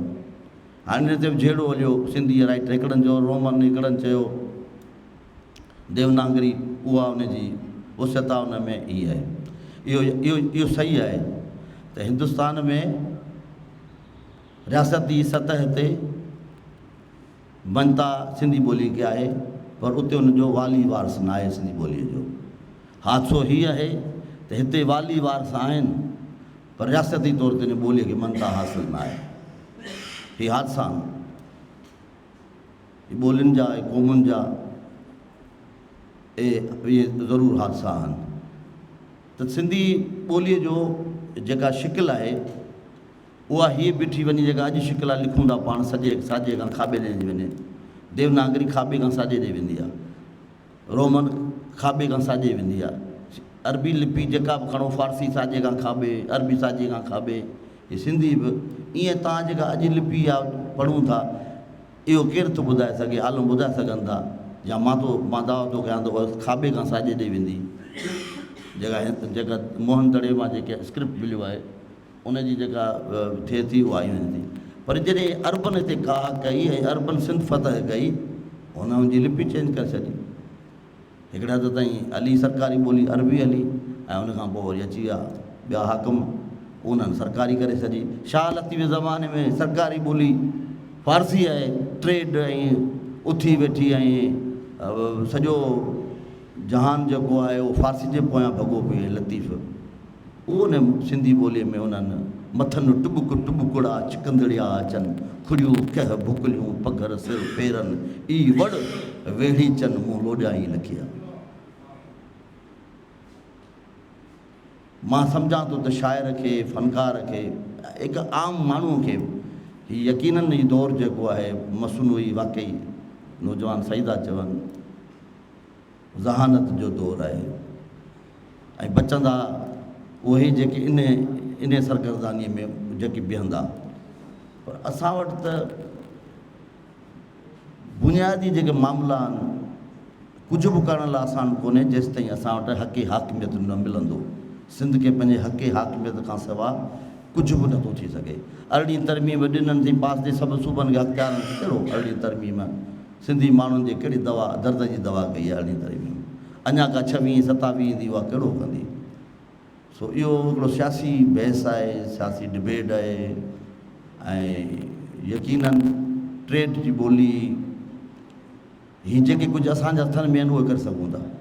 सिंधियत संगत इहो करे सघे थी, चीफ सेक्रेटरी सां मिली सघे थी, वफ़द जे सूरत में लिखत में ॾेई सघे थी त असेंबली तव्हांजे पास कयल आहे, गवर्नमेंट तव्हांजी आहे। स्कूल जेको आहे पंहिंजे तव्हांजे सूबे ते स्कूल हिकिड़ो भई जेको खुले थो, मिसाल तौरु सिटी आहे, इहे तव्हांजे प्रांस ते उन में लिखियो बि आहे तव्हांजे रूल्स रेगुलेशन में। एजुकेशन डिपार्टमेंट रुगो ईअं नोटिफिकेशन सिधो करियो न बाबा, तव्हां उन में लिखियो पियो आहे तव्हांखे लिखत में ॾियंदा जेका प्रांस जी ज़बान आहे हिकिड़ो सब्जेक्ट उनजो पढ़ाईंदासीं। छा उनजो सब्जेक्ट पढ़ायो वञे थो? त इहो असां पंहिंजे आधार करे सघूं था। बाक़ी सियासी माण्हू, सियासी लीडर असांजा सियासी कनि छा था? सूबाई असांजा क़ौमी लीडर, नेशनल लीडर नाराज़गी थी सघे थी। सुवाल ज़रूरु आहे त तव्हांजो कमु बि सिंधियत जी संगत कंदी छा? अवां पंहिंजे हिसे जो त कमु कयो, जेका तव्हां खां कमु करण असांजा लिखा पढ़िया लोग दोस्त शाइर अदीब अदा हीअ कमु कयो, अदा पाणी ते बंदि कजो, अदा हुन ते हलिजो, त पोइ हीअ असांजा जे क़ौमी हीरो ऐं क़ौमी लीडर थिया त उन्हनि जो आख़िर कमु कहिड़ो आहे? पंहिंजा मोर्चा उहे संभालनि जेके असांजा कम आहिनि, असांजा जेके मोर्चा आहिनि असांजे हवाले कनि। असां पंहिंजे हुस्नाकीअ सां, असां पंहिंजे कुवत सां, पंहिंजे ख़ूबसूरतीअ सां असां पंहिंजा मोर्चा संभालींदासीं। तव्हां पंहिंजा मोर्चा था संभालियो त हिते गिच पिच ॻाल्हियूं आहिनि, गॾु गॾु आहिनि। उहो हुन मां थो ॻाल्हाए, उहो हुन मां थो ॻाल्हाए, को सिधो रस्तो कोन्हे, को छेद कोन्हे, को सभु धुंधली राह आहे। रस्ता सभु धूड़ में वारीअ में लटिया पिया आहिनि, को वाली वारस न आहे। इहे ॻाल्हियूं खोड़नि ऐं अहिड़ा मामला तमामु घणा आहिनि। अॼु जो सुवालु हीउ ज़रूरु आहे त सिंधी ॿोलीअ खे क़ौमी ॿोली जो दर्जो ॾियो, हीउ सुवालु आहे। हर क़ौम पंहिंजी ॿोली लाइ करे रही आहे। भई इबरानी दुनिया में हुई छा? इबरानी दुनिया जे साईं पढ़िया लिखियल दुनिया तां हली वेली, हे जो गैस चैम्बर में अची हाणे सभु यहूदी उॾाए छॾिया हिटलर साईं। पोइ इहे जेके ज़मीन फुरिजी वञनि खां हुई छा? ज़मीन ई कान हुई, न हुन वटि ज़मीन हुई न ज़बान हुई। अॼु उहो सॼी दुनिया ते कंट्रोल करे वेठा आहिनि। यकीनन इहे तारीख़ जूं बेरहमियूं आहिनि। संस्कृत हाणे इहे बचे आलम ॿुधाईंदा जेके तहक़ीक़ संस्कृत पुराणी आहे, सिंधी पुराणी आहे, हिंदी अदीम आहे, उहो इबरानी आहे। यूरोपियन त सभु था लिखनि त असांजी मां ॿोली जी मां इबरानी आहे। सभु यूरोपियन लॻा पिया आहिनि। इहे खोड़ कम आहिनि। सभु को पंहिंजे मोर्चे ते कमु करे त आउं सम्झां थो त तमामु वॾो कमु थी सघे थो। असां सिंधी संगत जे मोर्चे तां जेको असांजे लाइ कमु रखियो वियो आहे ऐं जेको असांजे क़ाइदनि ऐं कानून में पियो आहे असां पंहिंजे वज़न खां अॻिते विखुनि खां अॻिते मां चवंदुमि सदाईं इहो मुंहिंजो ॾिनल आहे त बाबा तहरीक तख़लीक़ियत ऐं तनज़ीम इन टिनी शयुनि ते असां कमु कंदासीं। कुझु वक़्तु असां अॻे कमु न करे सघियासीं त काई असांजे घर जा मामला हूंदा। ऐं जॾहिं असां पंहिंजे घर जा मामला संभालिया आहिनि त तव्हांखे असां ते न पर सिंधी अदबी संगत ते शख़्सनि ते न इदारनि ते इतबाल कबो, इदारनि ते विसाह कबो, शख़्सनि जो को अमल न आहे। असां कोन हुआसीं, जॾहिं असां कोन हुआसीं तॾहिं बि सिंधी अदबी संगत हुई। जॾहिं तव्हां मां केर बि न हूंदो, तव्हां सभु छॾणु था चाहियो, छॾे वञो, तब सिंधी अदबी संगत हूंदी। सिंधी अदबी संगत जे सिहत ते को फ़र्क़ु नथो पए। ऐं जंहिंखे छॾिणो आहे महिरबानी मूं ते न सिंधी संगत जे करे छॾे जान छॾियो त हिनखे छंडे फूके साफ़ु कयो। राइटरनि जे लाइ, अदीबनि लाइ, सोचींदड़नि लाइ, ख़्यालु रखंदड़नि लाइ, वीचार करण लाइ, कलात्मिक आर्ट रखंदड़नि लाइ ही कमु अदारो असां हुनखे कारगर बनाऊं, फॉलो कयूं। अवां जी वॾी महिरबानी। वॾी महिरबानी साईं अहमद सोलंकी साहब। वोट ऑफ थैंक्स सभिनी दोस्तनि जा थोरा मञण जे लाइ आउं गुज़ारिश कंदुसि साकी मंसूर को सघे त उहो अचे ऐं वोट ऑफ थैंक्स अदा करे। शाख बोलाड़ी जो काउंसलर साकी मंसूर कोसो।